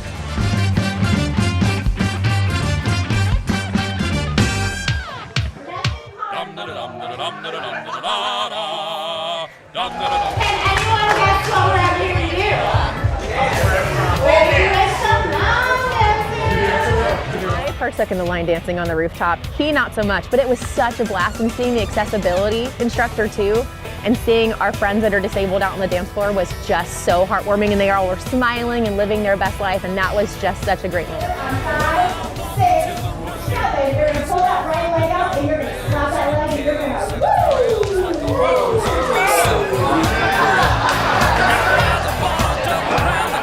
and everybody's getting down in this town. Ain't never gonna be the same. 'Cause I saddle up my horse and I ride into the city. I make a lot of noise 'cause the girls, they are so pretty. Riding up and down Broadway on my old stud Leroy, and the girl says, save a horse, ride a cowboy. What? Save a horse, ride a cowboy. Everybody says, save a horse, ride a cowboy.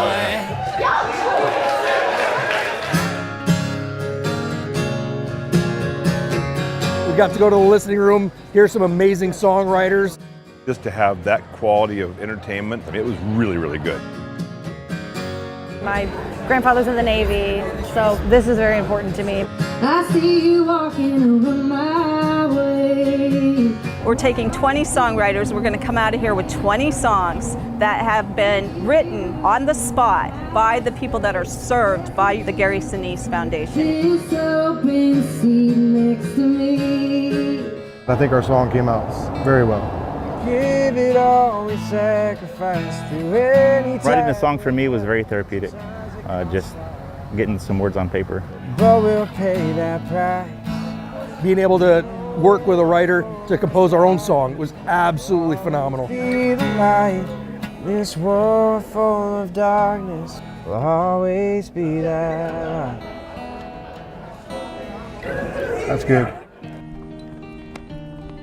Every time we turn around here, I'm just amazed. We're here at the Copperline Ranch, which is I guess the previous home and owned by Kenny Rogers, gambler.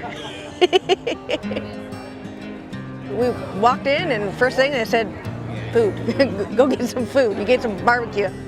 So being here with other first responders and military folks, just being recognized and seeing the love, feeling the love and the gratitude is overwhelming. Got to see some demonstrations of the barbecue and the smokers. I grill almost every single day. I had the backyard pitmasters out here and they helped me learn about smoking. Looking forward to going home and trying it out. They said, go pick out a hat. And I was like, are you serious? Better. This has been so much fun. I haven't stopped smiling. Yes, I've had a lot of tears, but new memories and new friendships. I've bonded like we've been lifelong friends. The word that continues to come up is genuine. Everything here is genuine caring, authentic, and it's hard to express. It's been fantastic.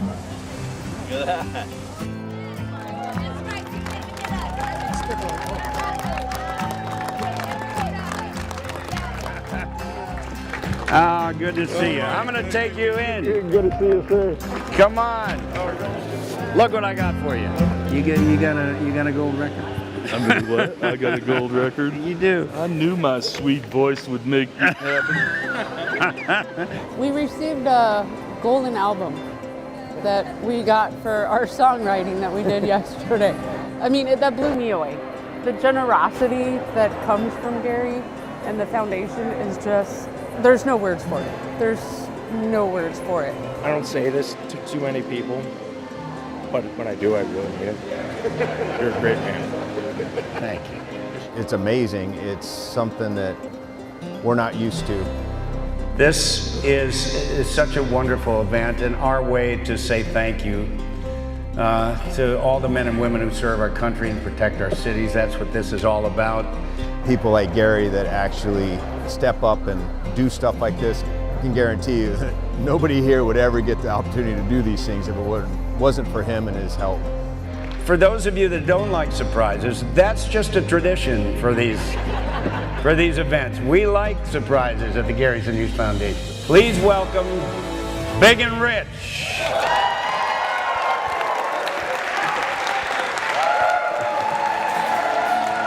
Give it up for the redneck woman, Mrs. Rachel!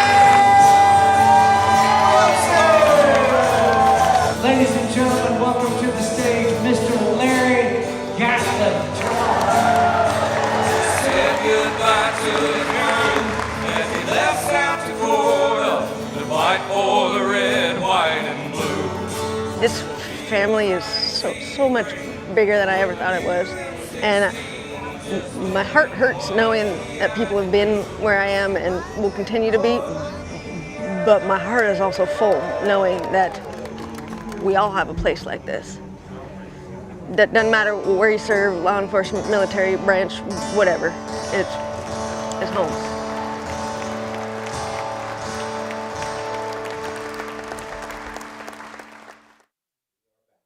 We are at halftime of the Fun City Bowl, 54th edition, live from Mitchell Field in Nassau County, Uniondale, Long Island. Happy to be here with the marketing director of the NPSFL and FDNY veteran and FDNY Bravest veteran, coach, now marketing director. It's Andy Singleton. Happy to have him here. Andy Singleton, ladies and gentlemen. 7-0 here. Your guys down at half, but it's a tight game. Obviously, one-score game. Bad break there at the end of the half where the field goal doesn't count, even though it's good, and then they miss on the second attempt. But 7-0, and they're working with Julian Torres, who obviously has not had as much experience as the other quarterbacks. Victor Torres, but sorry. All good. But you guys might be the only two that have ever applauded for me as an intro, so thank you for that. Appreciate it. Exciting game, as always is the case in this. Records are meaningless when you get to this day. It is the Army-Navy of the NPSFL. From everything I've done in my research, this is the origins of first responder football back to 1973 with Pudgy Walsh, talking with PD at the bar and who's got the better team. And from that, 53 years later, here we are, and this game continues to be just a phenomenal atmosphere. The families, the alumni, everybody that comes back, it's just, this is what it's all about. I mean, it's just one big, huge family of all, quality people on both sides. So it's, I'm not surprised by the score. Well, Andy, so much going on here today. I got here about 2 hours before the game. There's been people out here 3-4 hours before the game tailgating. As you said, families. It's bigger than this game itself. And this league continues to grow, but it's not without its problems. And that's really a testament to these teams being able to play football while fighting fires and catching bad guys. Tell us a little bit about the growth of this league, the health of the league, where you're going moving forward. Yeah, so it's been a very interesting season on a lot of different fronts for a lot of different teams. Financial burdens are, paramount for every team in this organization. There's nothing provided by the cities, towns, departments, or agencies. So it's all, grassroots, team-raised money. So that's why it's so important to have the sponsorships of people that want to be involved with the league, but also the fundraising and support we get from our colleagues, our families, our friends, everything like that. Without that, we couldn't be doing this. So we truly thank everybody for your continued support. You mentioned the tailgating, the families. This is the 5th straight year we've had the Fun City Bowl here at Mitchell Field in Nassau County. Not ideal, but we don't have a ton of great venues in New York City for football that could provide seating and press box like this and the angles you get from the field. So it's a great atmosphere once you're here. You mentioned the tailgating. That's been, something that's become kind of a nice tradition here as well. People are lining up starting at 2 o'clock in the afternoon. Kickoff's not till 7, so it really gives you that college football kind of vibe, if you will. And you look at the talent level on the field. You got former NFL players playing out here today, a lot of high-level college athletes. So the product itself is phenomenal as well. So it's they say it takes a village. It really does take a village. As far as the health of the league, we're doing everything we can to continue to try to get the visibility that this league deserves. That's how I got involved with it and wanting to put these broadcasts together to be able to, showcase these guys, that they could show their grandkids that hopefully this is on in a bunch of firehouses throughout the city right now and a bunch of precincts right now, cheering on and supporting the guys, those that, couldn't get tonight off and are working right now. So all the support we can get is greatly appreciated. We are working towards moving that needle in the more positive direction going forward. We've partnered with Red Coral Universe, which is a streaming platform. We'll be primarily featured there next year. They really are invested in this for the long-term play. They're looking at, the 27 and 28 seasons. We're doing, some outreach with some marketing firms and everything like that to try to, just make the connections. But yeah, it's tough to say because we have had some teams that have had some trouble sticking together, but then you have your blue bloods like us and the cops that you see today. So overall, the health of the league is strong, but we're looking to continue to expand it. In the early 2000s, at its peak, this league reached 28 teams. We're down to about 12 now, so we'd like to certainly get back towards that goal. So it's going to take a lot of effort, but it's possible. It's capable. Every town and every city in this country has a fire department and a police department, EMS, et cetera. So the personnel is out there. We just need the people wanting to be involved. And part of that starts with the visibility and the recognition, which is what hopefully these broadcasts are accomplishing. And I appreciate that breakdown. It's really important that everybody research the NPSFL and find out a little bit more about it and the teams that are in your area, whether you're here locally in New York or elsewhere in the country. There are great games out there and heroes that are on the field playing these games and sacrificing themselves on and off the field. Let's talk a little bit about, we're speaking of sacrifice. We had an opportunity to honor a number of individuals before the game, and somebody that you grew close with over the years, Joe Herman, sadly passed away last year. He was honored today on the field, and he was an FDNY veteran and an FDNY Bravest football team veteran, just like yourself. Yeah, as well as the lacrosse team, FDNY lacrosse team. Joe was just a phenomenal guy all around, tremendous athlete. It's evident how many lives he touched by you see the people coming out and support. His firehouse here, the Nut House, Engine 214, Ladder 111 is here. All the guys, hopefully, that are working are watching this in the kitchen right now. Hopefully the engine's and meals this month for you guys. But it just shows what the tremendous support that we all share with each other and for each other. It was surreal to watch his family come out to accept his jersey as we're tributing him, knowing that he was on this field last year with us. So it's just crazy how quickly that all happened. And speaking of the outreach and the support, Eaton from the 343 Foundation has done a tremendous job. They presented his family with a $50,000 check in the pregame ceremony. So big shout out to them. And it's just been a very weird year for a lot of reasons, and the loss of Joe being among the main ones of that. Just not hearing that voice, not hearing that passion and that fire, bringing his team together, getting everybody fired up. It's channeled through others now, but it will never be the same. So we definitely miss Joe, and hope he's watching and maybe providing some magic in the second half here for us. If you were to describe Joe, just give us your characterization of that guy before we move on, Andy, as we continue to remember him today. What stands out to you as far as his character? It's weird to kind of say this, but it's just he's the guy you want it to be. He was extremely athletic, had good looks.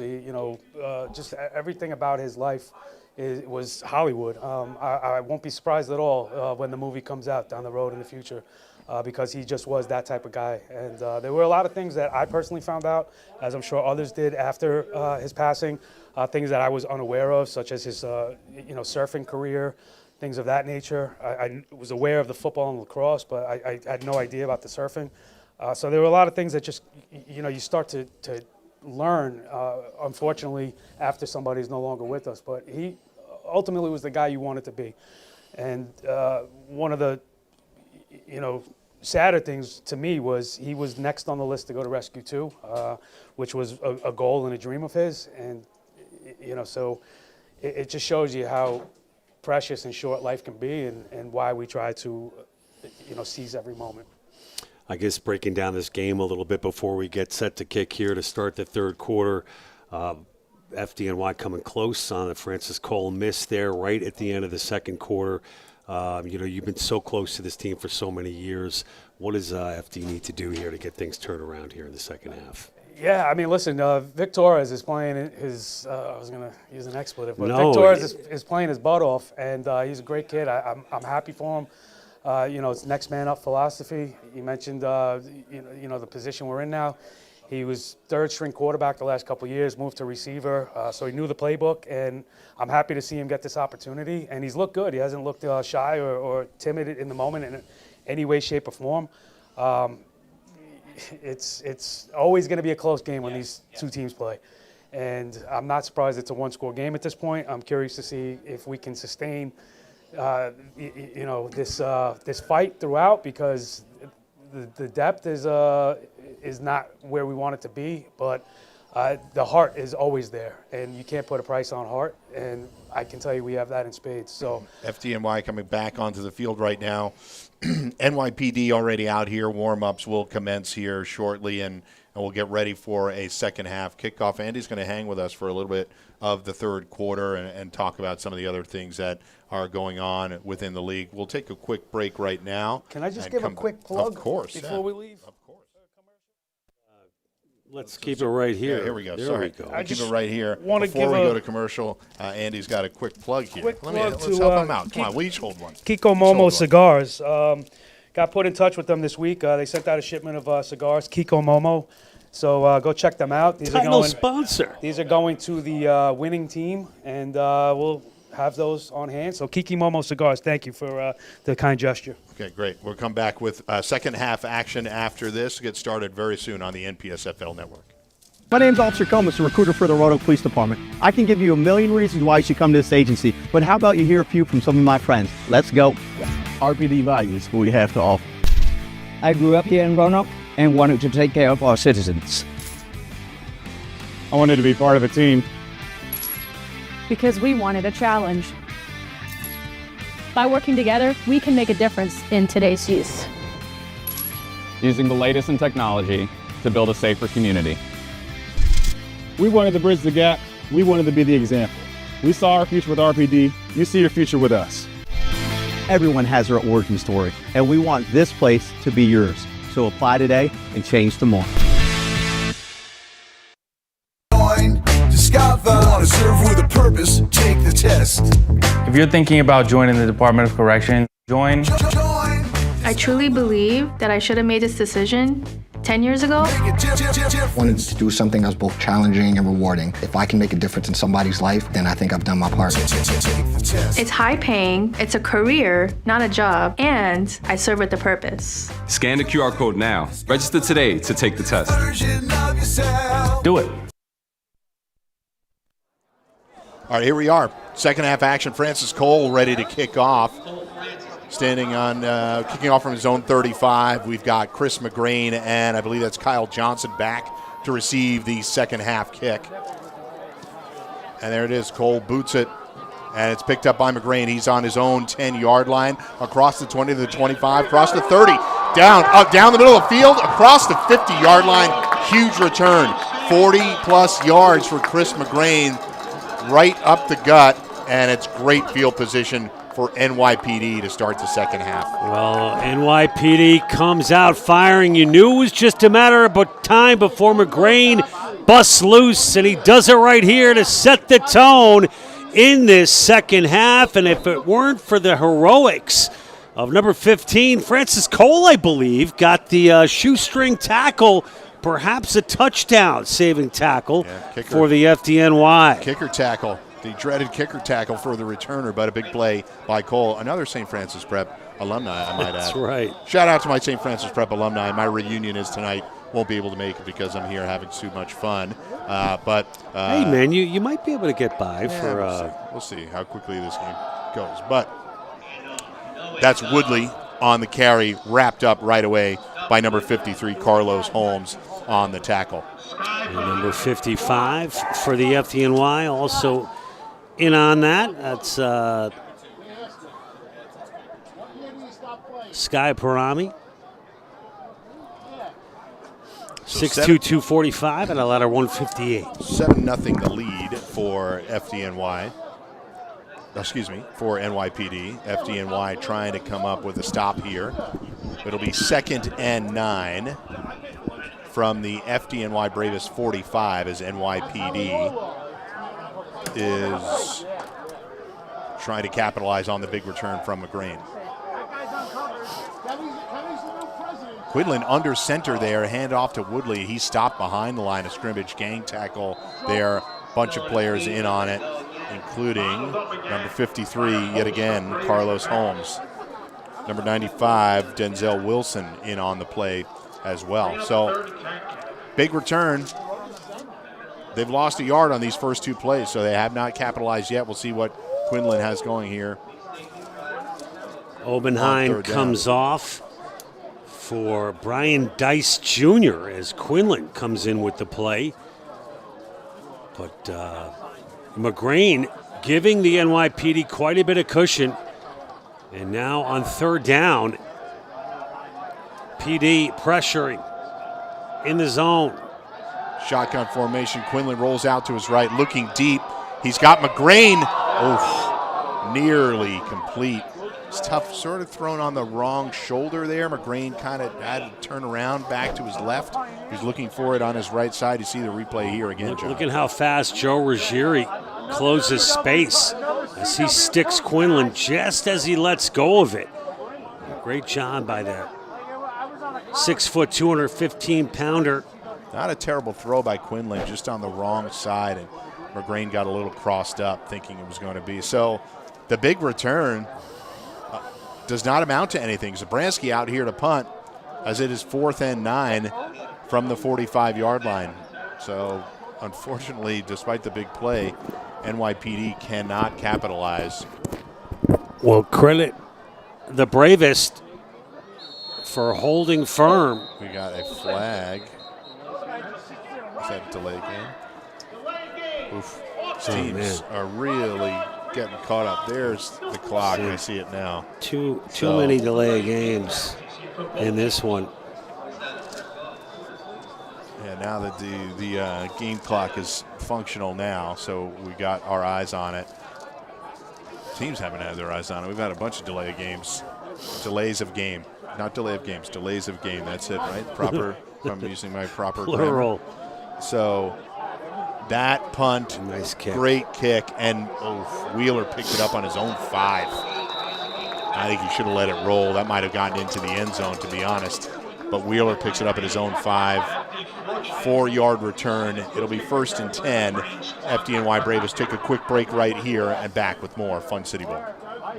If any first responder or Gold Star widow has someone die in the line of duty and they leave a young family behind, we pay every mortgage off in America. Which is such a humane thing to do, to take care of the people that are taking care of us. Exactly. It's simple. It's really simple math. People know that when they make a donation, their money is going to go to these heroes. True. It's like guaranteed in the bank. This is money well spent, and you know exactly where it's going.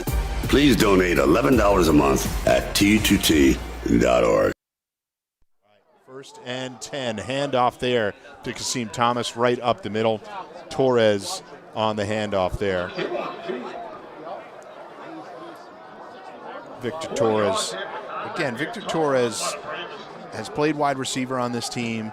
He's been a third-string QB and / wide receiver, and in action today as Calabrese and Peter Calabrese and John Conklin are out for this game.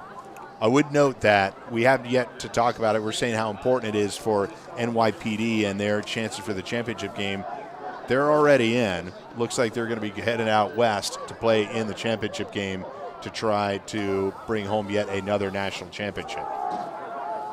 There's Torres on the keeper across the 15, right at the first down marker.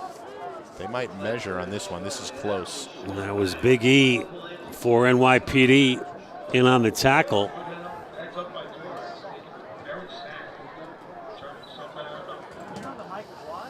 The backup for Victor Torres is Mike Callahan for the FDNY. He got some reps in the exhibition game against Tri-State in the last outing for FDNY, a game that did not count. So we go up the middle for a first down. Again, Thomas on the carry. So they grind out. They grind out the first down there, and it'll be 1st and 10 at the 22-yard line. A lot of promise to this season. Mike Blewett, a big win for the FDNY against Corrections, followed by a loss to Tri-State. A loss that was on the last-second touchdown by the Shields, and then giving up a big lead against Chicago. The question is, can they come back here tonight? Here's Torres with the handoff yet again. Oh, man, what a hit. And a huge play there. And that was number 3, Kendall Clark. And number 52, Anthony Lombardi, I believe, in on the play. Clark laying the boom. We mentioned earlier in the broadcast, he said you're going to be hearing a lot about from me tonight. And boom, you heard him right there, loud and clear. Number 3, Kendall Clark out of the NYPD. That was Elam, not Thomas, I believe, on that carry. So trying to mix it up. We've seen a lot of different players get carries or very quick touches here out of this Bravest offense. They're trying to get something going. They have not had much in the way of any explosive plays tonight, but here's Torres back to pass, and he overthrows. He had Ortega wide open in the flat and missed him, so it'll be 3rd down and 12. Big play here for NYPD defense. Yeah, that one incomplete. The hope for the fire department is even if they can just get some yards for Cole, Cole will do the rest. Obviously, a first down here would be huge. But the way this defensive front is continuing to play for the NYPD, it's been rough sledding for the fire department of New York. Big play here, Mike. It is Torres in shotgun formation. He's got Wheeler coming in motion, and a quick hitter to Wheeler, who's got the ball across the 20, across the 25-yard line. Not enough for a first down. It'll be 4th down and a punting situation for the Bravest. Earl Lucas with the pursuit. And the tackle for the NYPD, one of our players to watch. We've seen him in a few plays already, John. He's sort of delivers every time we're out here. Lucas patrolling the backfield and making plays in the pass game and run game. And this is going to likely give the NYPD excellent field position as they lead at 7-0. And we talked about, defense winning championships, Mike. The NYPD going to be playing for a national championship, win or lose, in this ball game here tonight. That is a bomb again from Cole. Johnson, number 9 across the. Kyle Johnson. There's Kyle Johnson. He's still on his feet, Mike. A big return. About the 40-yard line of the fire department. Big return there for Kyle Johnson. After a huge kick by Cole. Despite the booming kick, Johnson, so talented. 30-yard return.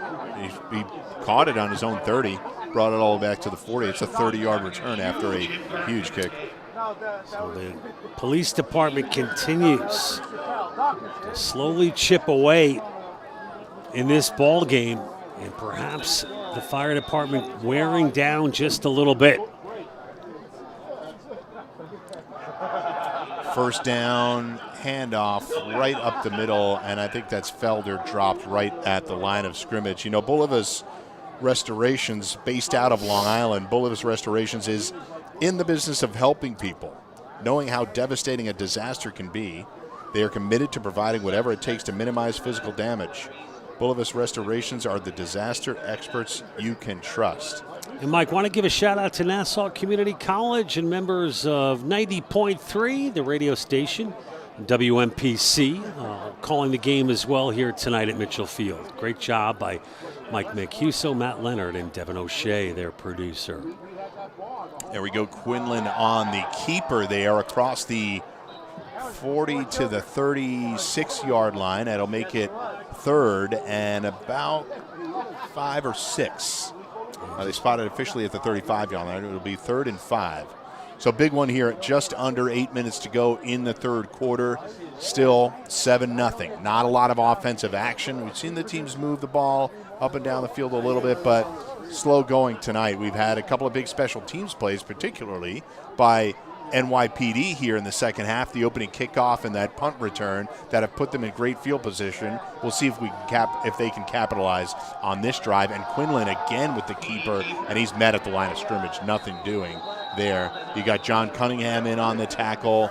You got who else is in there? It's like 3 or 4 guys in on that tackle. A gang tackle, Mike, as you mentioned, and Quinlan with nowhere to go. Jason Carter in on that play. Met head on.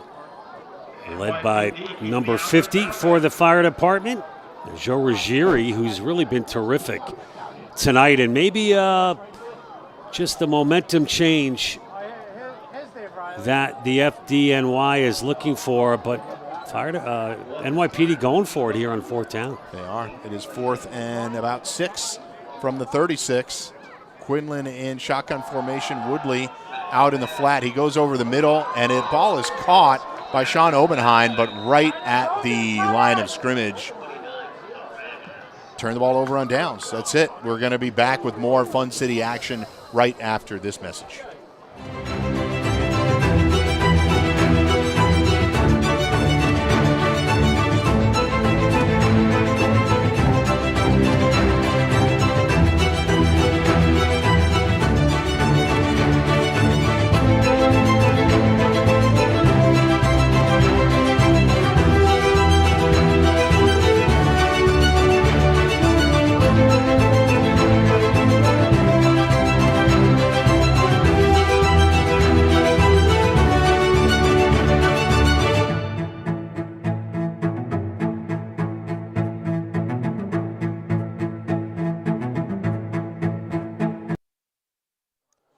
All right, we're back.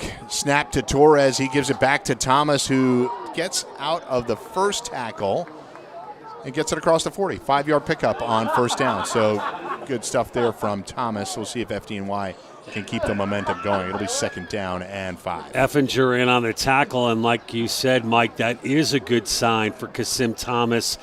But you really can't underscore enough the job, the secondary of NYPD, they've been amazing. I mean, you've got the likes of Waterman, Flowers, so many talented receivers for the fire department who have been rendered not ineffective, but not playing the way they could, and it's another that's going to need to change. That's out to Ortega behind the line of scrimmage. It was a tough one to handle, frankly, for Ortega on that screen pass, and I think Torres the throw from Torres caused him to lose his balance, and he got dropped for a loss. Again, a couple guys in on the tackle, including Matthew Weiss, who's been an absolute beast today for the NYPD. Mo Evans. Mo Evans. That's another one. But Weiss is a big man, and he is fast.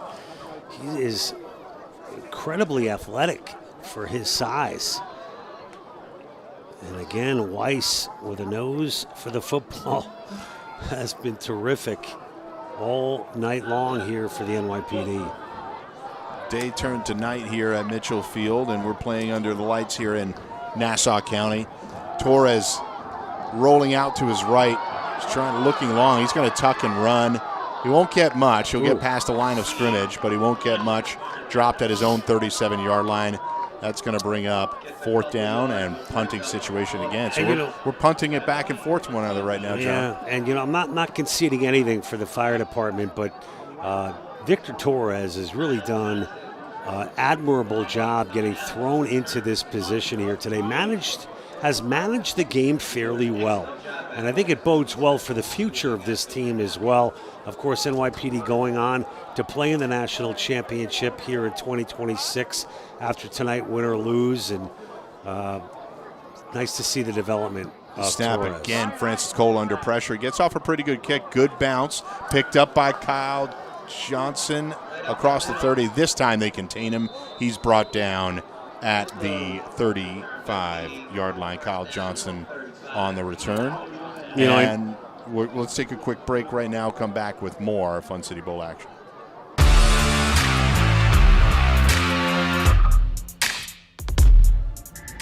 FTO is a field training officer. We train recruits coming out from the academy. The training process takes about 6 months. If you teach the recruit well, they make good officer on the street, and I think that's rewarding to me. I believe Dallas Police Department is a great place to work. You have opportunity to move up, and there's a lot of room to grow. Okay, just over 4 minutes to go. Devin Quinlan back to pass. He's going for it all. He's got Porcelli. Oh! He had him. Bobbled. Porcelli. Juggling act by Porcelli. Almost come down with it. He knows it. That was a catchable football, Mike, and like you said, Porcelli knows better than anybody. But running full speed with the wind blowing through the ear holes, backpedaling. He got the hands on it, but just couldn't corral it and bring it in. And Porcelli pounds the turf in frustration. Quinlan took a shot from Carter on too. So under pressure, and he delivered a great ball. That was a home run hitter type of pass. Even if he doesn't keep running with it, you got to come down with that one. So tough one for Porcelli. We'll see if he can make up for it a little bit later. Here's Quinlan in shotgun. He's looking to throw again. He's going to keep, actually, on this one. He's across the 50. Ooh, big collision between him and number 23. That's Zane Denoon. Quinlan wins that battle. Big first down for NYPD. Joe Ruggieri in on the play as well, slow to get up. And Quinlan steps up. He's got some help and some daylight. Boom. My gosh. Man, these guys are just letting it all hang out. Zane Denoon, as you mentioned, mano a mano with Davian Quinlan. I think Denoon's given up a few pounds on that matchup, so credit to him. Can I just say one other thing about the great job Nassau Community College is doing? Yes, sir. During this timeout, Station Director Sean Novat is... are we on camera? Well, I appreciate the heads up. No, I wanted to give a shout out to Nassau Community College and their play-by-play guy, Mike Mancuso, color commentary Matt Leonard, and I'm here with Mike Blewett. You are. Calling our, what is this, our second, third? This is our third, for Third sure. for the Fun City Bowl. This is our third Fun City Bowl. So it's been a lot of fun, and we had a chance to talk to Andy Singleton, the marketing genius behind FDNY, now going league-wide with the NPSFL. So that's like he said, nice to see. It's a great league. Any support you can give your local team or this network, we'd love it. We're really looking to get the word out of how competitive this league is.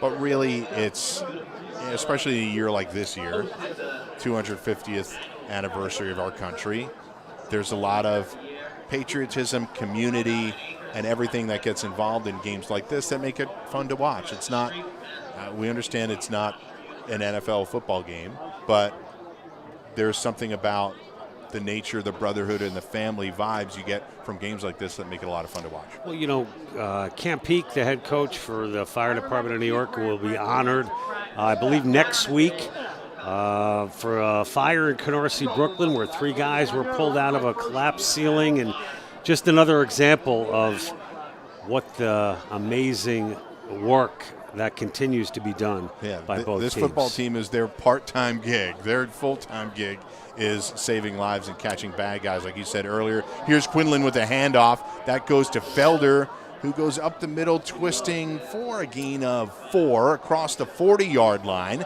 So with 3 minutes to go in the third quarter, NYPD now knocking on the door of scoring position. Indeed, and it has been a defensive battle this entire game. And on paper, NYPD was given the edge in this one by many prognosticators, but I didn't think we'd see quite this defensive battle, Mike, here tonight. I agree. We had an opportunity and an explosive play earlier. NYPD finest coming up just short, but here we are. We've got, with just a couple seconds left on another delay of game. False start. They got a false start on NYPD, so back it up 5 yards. So after the first down run, we'll move it back to 2nd and 11 and back out to the 44-yard line. Also, Mike, I wanted to give a shout out to Saritha Komatareddy, running for Attorney General against Letitia James in the next election. She was here today. We appreciate Mr. Blakeman and Saritha for their attendance today. Long Island strong, those two have shaken hands and making themselves known here today, which is great to see. And Quinlan going deep and overthrows on that play, going for it all. He's going to Chris McGrain. Again, that's just, in the games that we've called for NYPD, McGrain really the favorite target of David Quinlan, and comes up empty on that one. But you see here in the second half, he's taking some shots here. They're trying to, Porcelli, they come up empty. McGrain, they come up empty, but they're taking opportunities now to try to go deep. McGrain is such a humble guy, quiet guy, and lets his actions speak for themselves on the field. We mentioned a couple of touchdowns and NYPD's win over Chicago. They're coming close there. Quinlan now with a screen pass. Incomplete to Felder. They come up empty there. Man, they had the ball inside the 40-yard line on 1st and 10. And they move backwards, and it's punting time again. And Zabransky's out here for the punt. Mike, all the credit we're giving to the NYPD for their shutout that they're pitching here tonight. Certainly got to give credit to the fire department as well for only relinquishing 7 points to this stage. And a lot of the attention going to the NYPD, but FD also stepping up to the challenge. There's Zabransky, goes with a pooch kick here, and Wheeler's going to let this one roll. Oh, boy. And they down it at the 1-yard line. Wow. Wheeler picked it up last time. I thought it was a mistake. He lets it roll this time. That ends up not going his way. They down it at the 1-yard line. That's Obenheim that picked it up there. So Zabransky went the right route with the pooch kick, and it's going to be 90 seconds left in the third quarter. FDNY Bravest going to take over at their own 1-yard line. We'll hit a quick break and come back with more Fun City Bowl action. If any first responder or Gold Star widow has someone die in the line of duty and they leave a young family behind, we pay every mortgage off in America. Well, it's such a humane thing to do, to take care of the people that are taking care of us. Exactly. It's simple. It's really simple math. People know that when they make a donation, their money is gonna go to these heroes. True. It's like guaranteed in the bank. This is money well spent, and you know exactly where it's going. Please donate $11 a month at T2T.org. And we are back with more live action, live from Mitchell Field. Yeah, a holding penalty, Mike, against the fire department. Really backs him up. So Torres with the keeper right there just to give them some breathing room here as we near the end of the third quarter. And special teams coming through big time for NYPD. Yeah. On that kick. And that's 2 in a row now. Where the fire was one of the department spotlight players, Zabransky, and he's had some huge punts here to back up FDNY. Yeah, and he's caused all kinds of problems for Wheeler as far as decision making, and not a lot the fire department can generate when you've got 100 yards to go. They're going to have to do something in the pass game here. We can't just conservatively hand the ball off to Thomas yet again. Now it's third down. They've got 96 yards to go to try to tie this game. You can't do it all in one shot necessarily, but they need to see something more consistent than just handing the ball off. Torres has had a little bit of struggles with accuracy. They need to find something over the middle, just pick up some yardage. He was able to hit Waterman earlier. You've got enough speed at wide receiver here where you think they could probably find some empty spaces. Well, that's the hope, Mike. And we've got setting up Rob Wheeler to Torres's left, trips to the left of Torres. And another flag, another whistle. And I think that's going to be against the fire department, Mike. Yeah. Half the distance. Oh, boy, that's not going to help. Doesn't really change the outlook too much here, but it'll be third down and 8. Should be the final play of the first half. The third quarter. Yeah, it's going to expire before they can get it off, so we'll switch it up. That's the end of the third for Mitchell Field. Quick third quarter, no score, 7-0 Finest. Still a one-score game. Drama on the field, as always. 54th edition of the Fun City Bowl will come back live after these messages. So we're not looking for a specific body type. We're definitely not looking for a specific character trait. We're looking for the person that can articulate that they want the job, that they have the desire to be a career firefighter for us, and that they're going to be dedicated to the city of San Diego.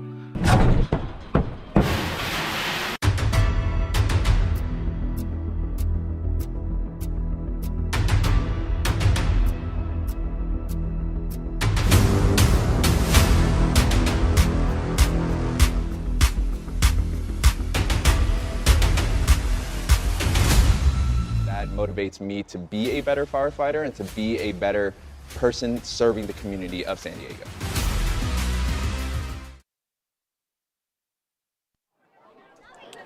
Okay, here we go. Start of the fourth quarter in the Fun City Bowl. 7-0 NYPD Finest. It's obviously been a defensive battle. The NYPD defense has really made it difficult for Victor Torres to get back and get comfortable throwing the ball. They've resorted to a lot of quick throws and handing the ball off, but it hasn't led to anything consistent for them. It's a big 3rd and 8 here from their own 2-yard line. We'll see if they can make something happen. Mike, that front four for the NYPD has been amazing, and this time it's going to go against PD. Yeah, a little bit of a break there for Bravest. So instead of a 3rd and 8, that's going to move it 5 yards. Encroachment again on NYPD, and it'll be 3rd and 3. So big break there, but they have to take advantage of it. Well, Mike, the fire department's got 15 minutes to figure it out. You know, among the front four for the NYPD, got to tip your cap to number 7, Matt Weiss. It's been amazing. Yeah, you mentioned that line. You're right. Those are the guys that have controlled it. Daniel Effinger, Matthew Weiss, Anthony Lombardi, Mo Evans. Those are the guys up front that have made it really difficult night. Defensive back Chris Dinko with the interception. Correct. You see him out there right now, one-on-one coverage for Dinko. It's to Torres's left for the Twins. You got Torres trying to escape the rush. Can't do it. We just called out those 4 guys' names. All 4 of them basically in on the play. You've got Kendall Clark on that one, Anthony Lombardi, Daniel Effinger in on the tackle, and dropped for a loss. It'll be 4th down, punting. Cole's in his own end zone, halfway through his own end zone. He'll be punting really with his heels on the back of the end zone line. Back to that line for the NYPD. Lombardi's also been just lights out tonight. Good football name. I'd be really, no kidding. Good job. Good, nice one, Johnny. You caught me by surprise on that one. So I would be really careful of this snap. He's seen some rainbow snaps, and it's a short. He gets it off. Nice job by Cole, but not a great kick. Fumble. Scramble. Did the Bravest pick it up? It's still loose. Kyle Johnson muffs the punt, and the FDNY has it. Biggest break of the night for that team. Kyle Johnson on the bounce tried to scoop it and momentarily had it and then put it on the deck. And there was a scramble, and FDNY came up with it. The break the fire department needed, and they just got it. The first turnover of the game by the NYPD. And Johnny on the spot, Johnson, Butterfingers. Boom, it's still loose. Still loose. I'm not sure who came up with it there.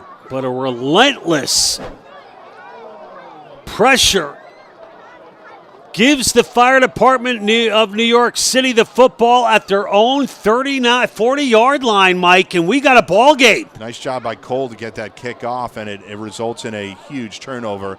They'll take over 1st and 10 at their own 40. We'll see if they can make something happen now that they have some breathing room. Just over 13 minutes to go in the game, and that is Thomas again using his speed to get outside. It might be a late hit, Mike. They drop a flag at the end of that? I think it's going to be a late hit on number 16, Earl Lucas. I don't know. Or I believe a personal foul. Wow. There we go. That makes more sense. Didn't feel late to me, but Earl Lucas picks up the penalty, and FDNY moving the ball down the field without having even really done much. They were caught at their own 2-yard line before that punt, and in 2 plays, they now have the ball on the 39-yard line of the finest. You know, Kasim Thomas, that play is not designed to go to the outside, and he's doing everything he can to try to create some penetration and some extra yards. Kasim Thomas right finding a way. I'd take a shot right here. Just go Twins to the right, man in motion. And a little end around. Wheeler, we got a little end around and throws to Waterman. Oh! They did exactly what I wanted them to do, John. Exactly what I wanted them to do. Not a bad-looking pass, though, I agree. from Wheeler, and Waterman was open. Wheeler played some QB last year, remember? And he had Waterman one-on-one with, that's Brandon Quinn, I believe, in coverage. Oh, and he hit man. Waterman right in the hands. Oh, Dropped boy, it. I'm not sure if that coverage was what busted up the play that Waterman, but that was so close. And reaching into his bag of tricks, Vinny Sheeta. I like the call. I do. I think they had a great opportunity right there. Waterman's got to come up with that one. Executed perfectly, and Mike. Here's Flowers in motion, and they catch. go with the handoff to Thomas. We have another flag down, offsides on NYPD. I'm seeing the signal from the ref. So push him another 5 yards down. So a fumble, a face mask, and an offsides penalty has pushed the Bravest without even really having done much to their own 35-yard line. Well, some costly penalties for the NYPD in a game where we've only seen 2 turnovers. And the penalties piling up here in the fourth quarter for the NYPD as the finest with their backs against it. The Bravest looking to bust through. Can they do it? Under 13 to go. They're looking for their first points of the game. Kasim Thomas with the handoff again on 2nd and short. Gets it down to the 30-yard line. So it'll be 3rd and 3. You have to figure, I mean, they have Francis Cole as a big weapon. I'll ask you this. If they don't get the first down here, it's 4th and short. Got to go. Kicking the field goal, you got to go 4th down territory. Let's see what they get You know you can kick a field goal with Cole, obviously. Right. Well, a lot of time left, Mike. That's actually a great scenario. We'll see. Ortega is in the ball game. Got the handoff. Ortega gets the handoff across the 30. Ooh, man. Big hit. Man. And we got a flag at the end of the play again. Kendall Clark nodding his head on the defense Earl for the Lucas NYPD. in on the mix on that play yet again. And Ortega taking it to the outside. He was met abruptly. And let's take Matthew a look Weiss at it in here. pursuit. Ooh.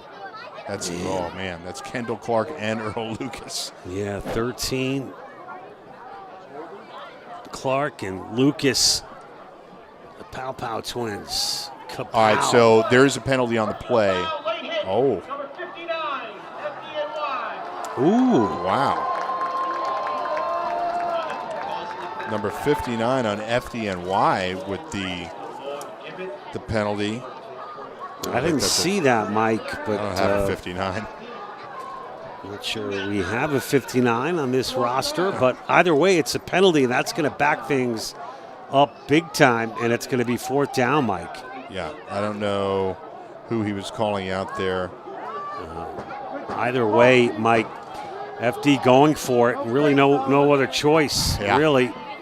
Now on 4th down from their own 44-yard line. And it's about 4th and what, 15? Yes, I'd say so. 4th and 15. And they got to throw it here. Can't be conservative and just run it and give the ball back. Obviously, they're not punting, and they're gonna take another delay of game here if they don't figure out what they're doing. Play clock down to 4. They're going to take the delay of game and then punt is what they're going to do. So they take the delay of game on purpose.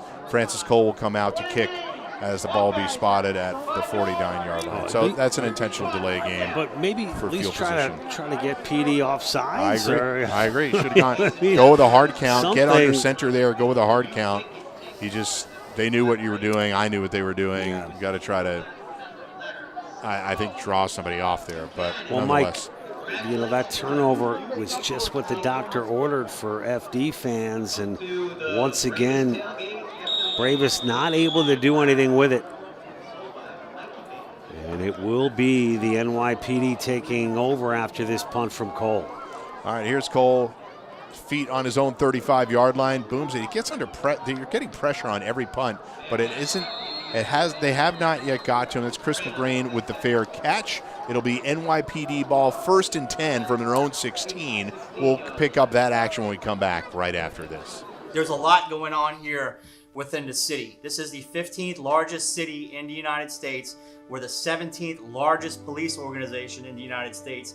We are looked at as one of the premier law enforcement agencies here, not just by design, but by the people that work here. Do you know who make up the people? You all do. So we can't be that agency without you all. It's signing up for doing something better than and bigger than ourselves. If you want to be part of something that's bigger than you, then you're in the right seat. It's bigger than you, and And we are back with action. That is a handoff to Justin Felder, who gets to the outside across the 30, across the 40, to the 50, and into FDNY Bravest territory. John and I were just talking about Justin Felder during the break. He hasn't seen a lot of action. and sure enough, he busted out for 39 yards and a first down to the FDNY 45-yard line. Well, the 2025 national champion Justin Felder, the MVP of that game, showing us what he can do here in the fourth quarter of the Fun City Bowl as he busts one wide open. The biggest gain of the day for Felder. Go right back to Felder, and he's held up at the line of scrimmage. A few players in on the tackle, including number 49, Jason Carteron, and that is Denzel Wilson, big number 95 as well, in on the tackle. So, all right, 7-0. Big play there by Felder, gives them some room. FDNY Bravest offense just has not been able to get anything going here. And Mike, if you're head coach Clive Harding for the NYPD, why throw the ball up and take too many risks? If they can continue to pound it out on the ground and eat up as much clock as possible, I think that's is going to be something we're going to see here. I agree with you. I think they're going to try and eat up some clock here. I think if they pick up it's back to pass here is Quinlan. They take the shot here to Kyle Johnson. Oh! Just out of reach. Number 7, Khalifa Forbes in on the coverage, but I feel like Kyle Johnson had it. That's why they pay me the big bucks, Mike. No big plays, no turnovers, and Quinlan does just the opposite as he decides to go deep to Johnson and nearly connects a well-placed ball, and you might argue that I was would pass argue interference. That. Forbes dives and hits Johnson's foot, really creating the missed connection there between Quinlan and Johnson. I normally am a let them play guy, but I thought that was a flag right there. And they come up empty. Quinlan back to pass again, and he's going to go to McGrain this time. Oh, and incomplete. Again, over the wrong shoulder. McGrain and Quinlan can't get on the same page with these deep passes, and they go from a 1st and 10 after a big play to 3 quick plays, 2 incomplete passes. I'm with you. I'm a little I don't mind the home run shot there, but considering how much they rely on their ground and pound running game to abandon it when you have such advantageous field position and the clock in your favor, I'm surprised it went that route. So stop the clock twice for FDNY as well. 9:42. Well, it was great coverage by Dollison. Agreed. And here's Zabransky, with the punt. Again, a pooch punt. They're going to let it roll. You got Obenheim ready to touch it up, along with number 31, Thomas Sea Jr. And that punt all the way down, rolls all the way down to the 5-yard line. So the pooch kick by Zabransky again puts the Bravest in very tough field position. Got to wonder, too, about fatigue and conditioning with under 10 to go, Mike. That's going to start to play a factor. And what do we got next? Got the Gary Sinise Foundation, serving the nation by honoring veterans, first responders, their family, and those in need. The Gary Sinise Foundation creates and supports unique programs designed to entertain, educate, inspire, strengthen, and build communities. While we can never do enough for our nation's heroes, we can always do a little more. That's the Gary Sinise Foundation. Please check that out online. It is 1st and 10 in the Fun City Bowl. Fourth quarter, one-score game, 7-0.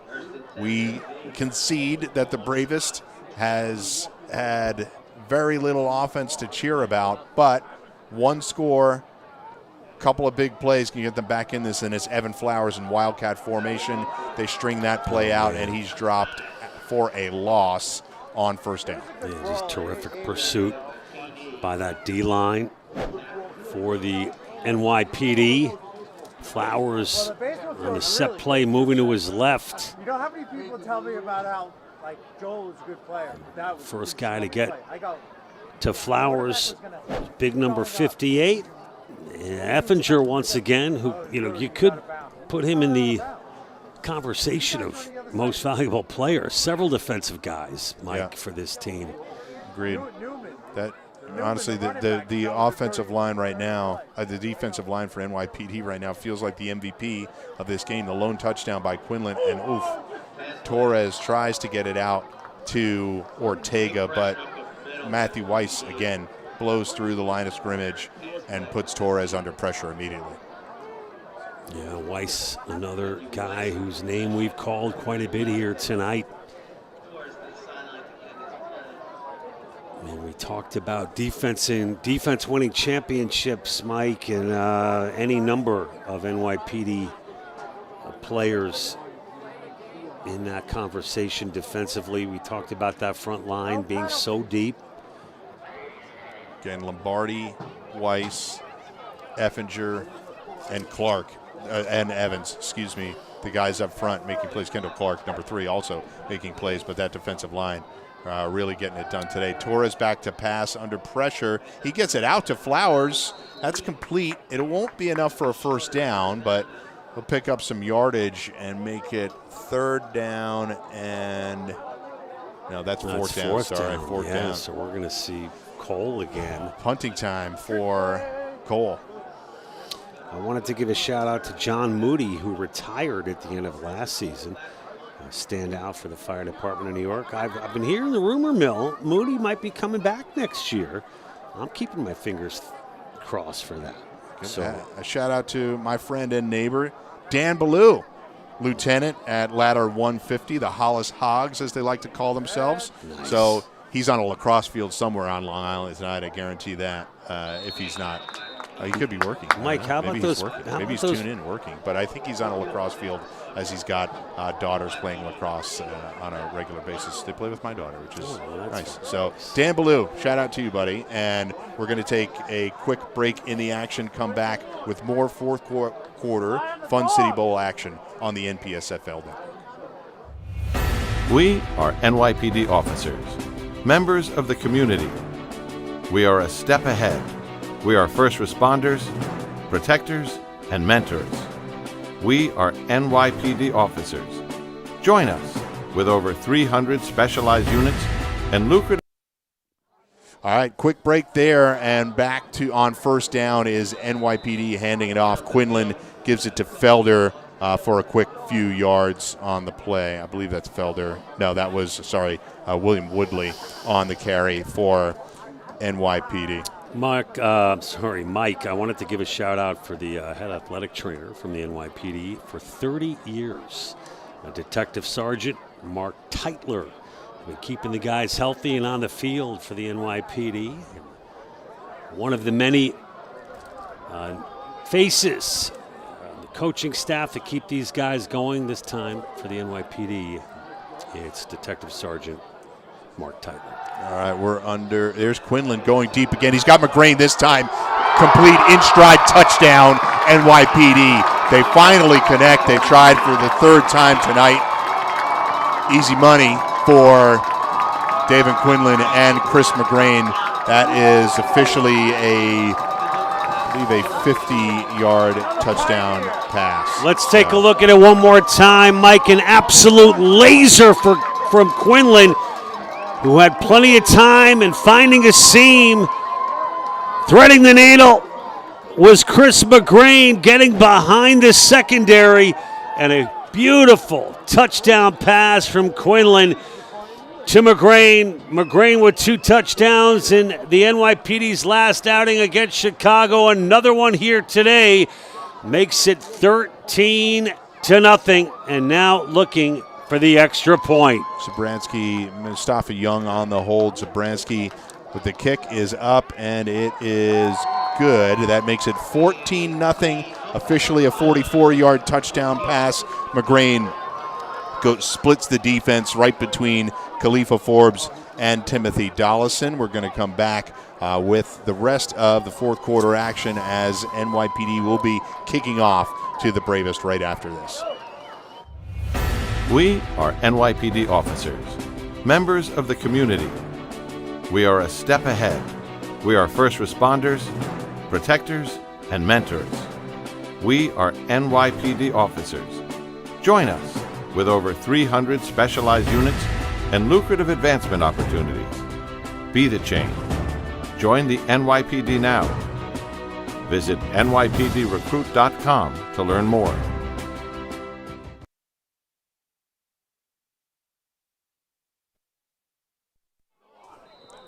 Here's the kickoff from Zabransky. We've got, is that Wheeler and Ortega back to receive yet again. So, big time play there by NYPD. I think they were looking to put the Bravest away there, and we thought maybe they'd be conservative and run the clock, but Quinlan and McGrain wanted to take a shot. They knew they had something, and they nailed it. So here's Wheeler on the kick return, picks it up at his own 14-yard line across the 30-yard line. It'll be 1st and 10 from the 31. Your thoughts on that touchdown pass? Yeah, I mean, Chris McGrain, so talented. You knew it was just a matter of time. We saw him with a couple of nice returns today. The secondary for the Bravest was able to keep him under wraps for most of this game until now, and really might be the final nail with 7:05 to go, barring a miraculous return for the fire department. That one might have taken the wind out of the sails for FDNY. Yeah, we'll see if they can do something here. They're going to have to try and go explosive. This is no handoffs and let's get out of Dodge. This is a big rivalry game, and you see Torres back in shotgun formation. We'll see what they can do, what they can come with here. You got 4 wide. They skip it to him. That's not Torres under center. Apologies. They switched it up. They're going to number 12. It is indeed, Mike, number 12, Mike Callahan. Yep. You mentioned that Callahan was taking some reps, and he comes in here to try to make something happen in cleanup duty, but anything to get him going. A 6'3", 210 out of EMS Station 7 for the FDNY. Callahan did get some reps in that exhibition against Tri-State in their last outing, but it was really Torres who emerged from that game to get the start here today. Let's see what Callahan can do with under 7 to go. First pass batted down at the line of scrimmage. I believe it was Mo Evans on that play, and here he is back to pass again, looking to throw, and Mo Evans drops him for a loss. There's nothing he could do about that. It'll be 3rd down and about 15.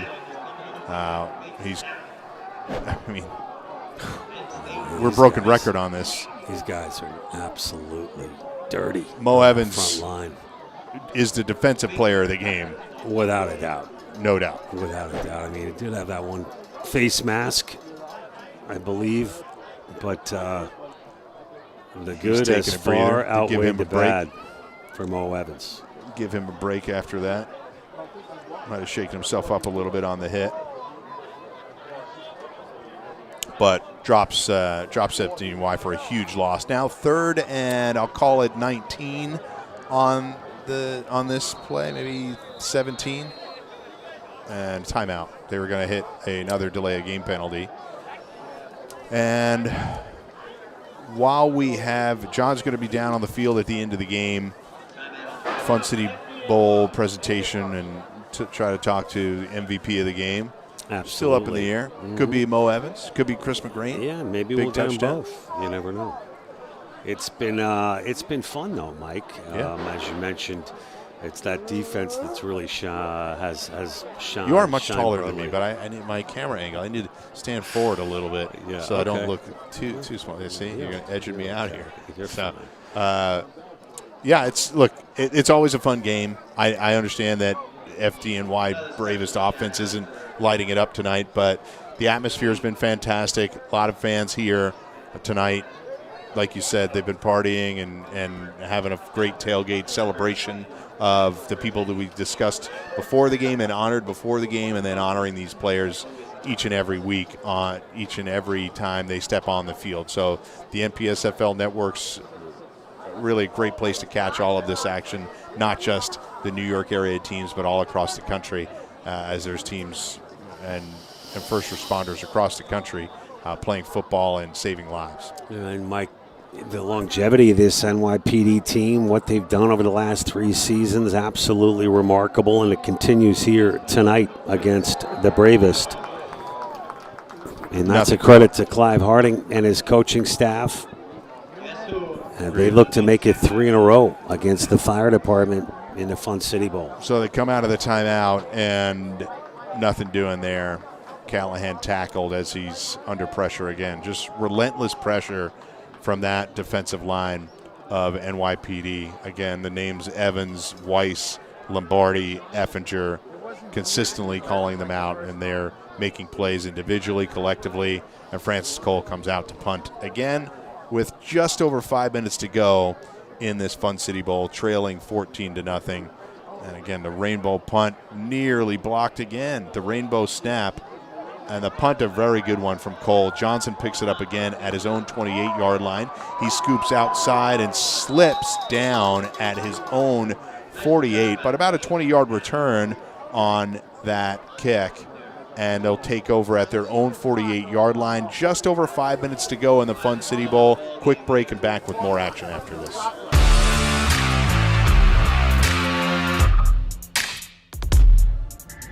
FTO, it's a field training officer. We train recruits coming out from the academy. The training process takes about 6 months. If you teach to recruit well, they make good officer on the street, and I think that's rewarding to me. I believe Dallas Police Department is a great place to work. You have opportunity to move up, and there's a lot of room to grow.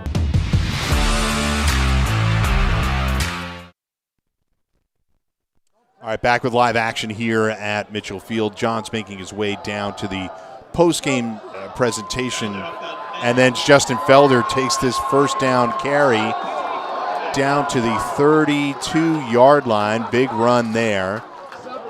Another 20-yard run for Justin Felder.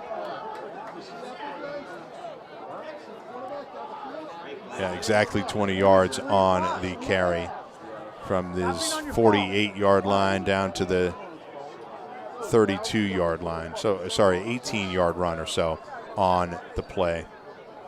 1st and 10, under 5 to go, 14-0. And you've got Quinlan in shotgun formation, Felder to his right. You've got McGrain out to his right and 2 out to his left. Looks like a passing formation. I think they're going to try to play this one safe, and they do. They hand it off to Felder, who goes right up the middle for about 6 yards, 5-6 yards. Make it 2nd down and call it 5 from the 26-yard line. I don't think they're going to be in any hurry to take these next few snaps, as they can get this one down easily to the 2-minute warning.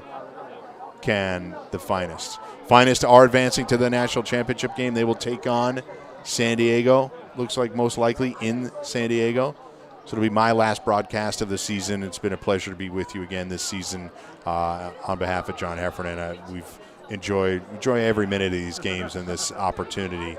And shout out to our guy Andy Singleton for putting us in this position, and T&D Productions for producing these great games. On 2nd down, Felder gets the ball. He's pushed out of bounds. Loss on the play. They'll make it 3rd and about 6. 3.5 to go.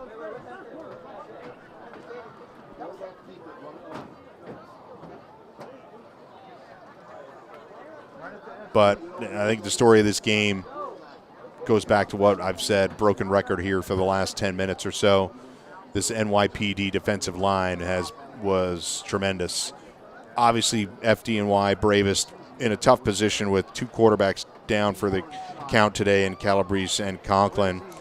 They gave Torres a shot, couldn't really get anything going. Callahan came in for that last series again, not much offense. And Quinlan throwing with 3.5, just under 3 minutes to go. Quinlan throws on 3rd down, and it's incomplete. It'll be 4th down and about 4. And I think they're going to leave the offense. No, here comes Zabransky in for the field goal attempt. So they'll attempt to make it 17-0 and increase the lead. And the official attempt will be 43 yards. 43-yard attempt here for Zabransky. Mustafa Young on the hold.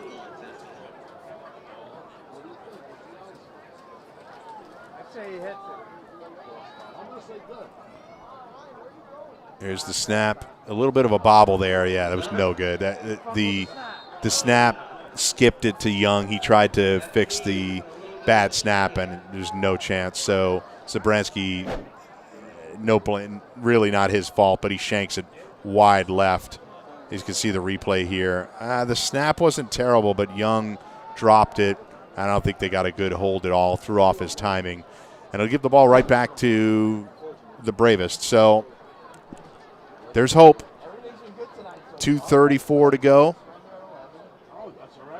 We'll see what they can do on first down here. And it's Callahan in again. Michael Callahan at QB, 6'3", 210, EMS Station 7. He's FDNY EMS. We'll see if he can make something happen here on offense. 1st and 10 from his own 25-yard line. He tucks and runs. He's calling out some blocks, and Wheeler does give him one. They get a first down. It'll be 1st and 10 at the 36. Did they call the first down? I thought he had forward progress there, but maybe not. Maybe they don't give it to him. He comes up just short. It'll be 2nd. No, that's first down. There we go. First down. So spotted at the 37-yard line, and it'll give them a 1st and 10. As the 2-minute warning is coming up, are they going to get the snap off? They do not. So that's it. 2-minute warning. We'll head to a break on the NPSFL network and come back with the end of the Fun City Bowl. If you're interested in becoming a deputy sheriff trainee, let me walk you through the process. The first step to our process is to complete an application on our Check website. one, You'll receive an 1, 2, 1. email with instructions on how to take our written exam online. If you are successful in your written exam, you will move on to the next step, which is the physical agility test. If you're successful in your written examination and your physical agility test, you'll move on to the second phase, which consists of a polygraph examination, a medical, and a psych evaluation. The last phase will be a deputy chief's oral interview where you get the opportunity to possibly receive a conditional job offer. Hi sir, how you doing?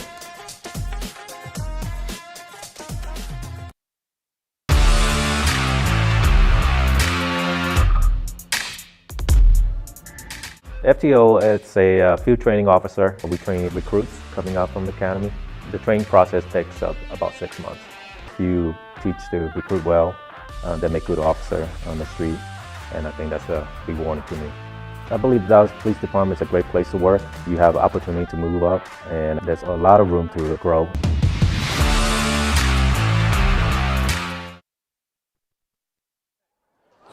All right, it's going to be 1st and 10.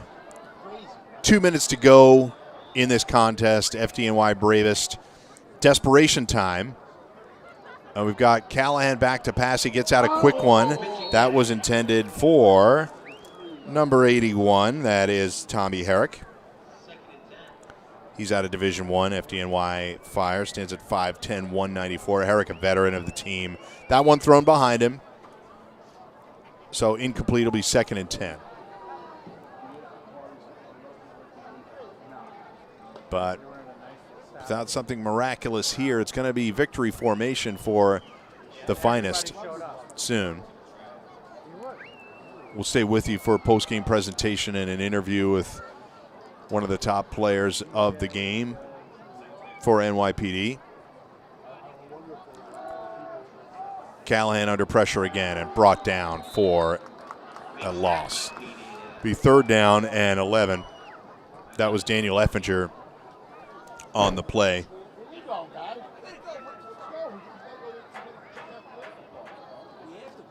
Effinger and Weiss in on the pressure, and Effinger credit for the tackle, but really this entire defensive line just dominating up front tonight. All right, so with under a minute and a half to go, here's Callahan back to pass, and he pushes it downfield, incomplete to Herrick. That'll make it 4th down. We'll see what we can do here with last chance here for FDNY at the Fun City Bowl. It'll be kneel down time for the Finest, barring a first down.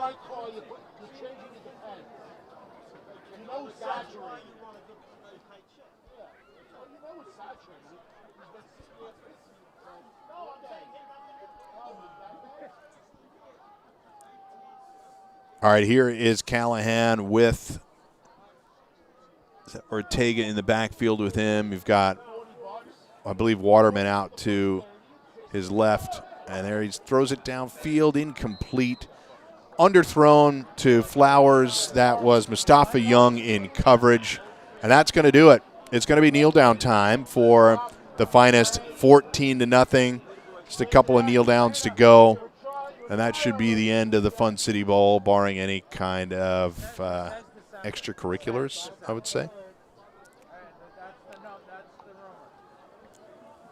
But thank you to TND Productions, everybody involved in the broadcast tonight, the NPSFL network. Thanks you all for watching and listening. Stay with us here for post-game presentations and our post-game interview.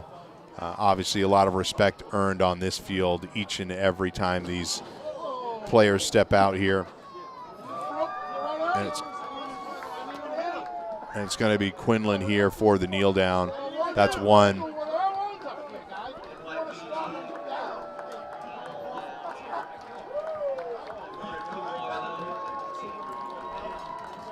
One more kneel down for Quinlan.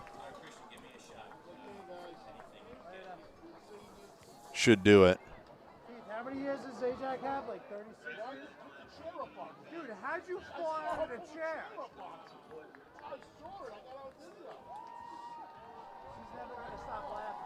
So 14-0 will be your final as they wait for the clock to get under 30 here, and that'll be the final kneel down. And Clive Harding gets the Gatorade dump. A 14-0 victory for the NYPD brings them back to the national championship game, gives them another Fun City Bowl title, and they continue to dominate recent NPSFL football. So, as the clock strikes 0, we're going to head to a commercial, let John get set up with our on-field interview, and wrap it up after that. So that's it. Final 14-0. We'll be back right after this quick message. I was a little boy in Jamaica. I saw a firefighter climb into a burning building, put out the fire, and I knew then that's what I wanted to do. My Pro B class was the first class after 9/11. Well, I played football in college as well, so as soon as I got on the job, even as a Pro B, guys were like, all right, listen, you got to play for the football team. Our second year went to the championship and won against LA Fire, so it was a lot of fun. It's a whole different type of family concept. It's very cool. Fire duty is what we sign on for, but there's so many avenues on this job. As a mentor, I pay it forward by being consistent and leading by example.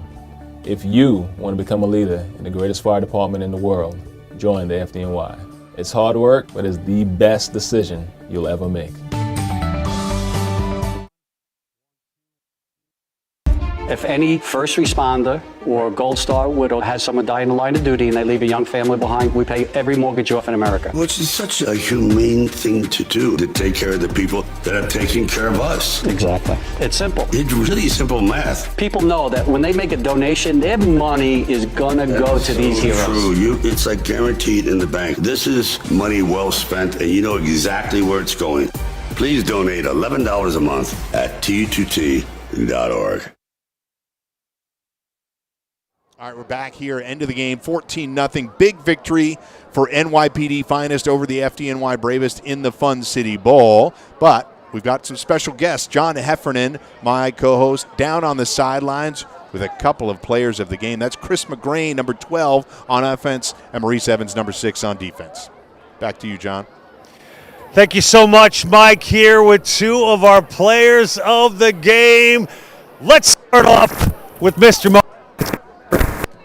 Mo, arguably one of the best performances I've seen in quite some time. You could have given this defensive award, though, to the entire defense. A lot of buzz about this defensive unit for the NYPD. Tell us a little bit about your performance today, man. You were a man possessed. I had a good game, but it's about the defense. It's 11 of us. We're a unit. It's all about brotherhood. And I'm nothing without my defense, my D-line, my defensive coaches, my coordinator. I'm nothing without them. So I may have gotten the accolades, but it's not about me. It's about us as a unit, us as a defense, us as NYPD together. NYPD season, they remain undefeated. on to the national championship game. They say national championships are won by defensive-minded teams.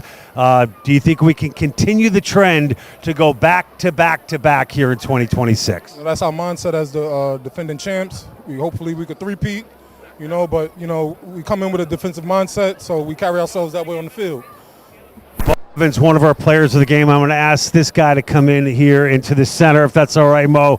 Our MVP, Chris McGrain. Chris, in your 7th year out of CW Post, I said on the broadcast it's just a matter of time before this guy busts out. You do it all. I feel like you're kind of the Swiss Army knife offensively for this NYPD team. A huge touchdown there in the second half on an absolute dime from Davian Quinlan. Tell us a little bit about your relationship with the quarterback for the police department of New York City. It's a great relationship. We're roommates when we do away trips. Yeah, we're boys. It's great. A Nassau County cop yourself. Talk to me a little bit about the kind of balance you need to create to do what you do as a police officer here on Long Island and be able to perform on the gridiron as well. Oh, yeah. I feel like I have it much easier than these guys. These guys are on the mean streets in New York. But, yeah, I just try to get to practice whenever I can and then work my hardest.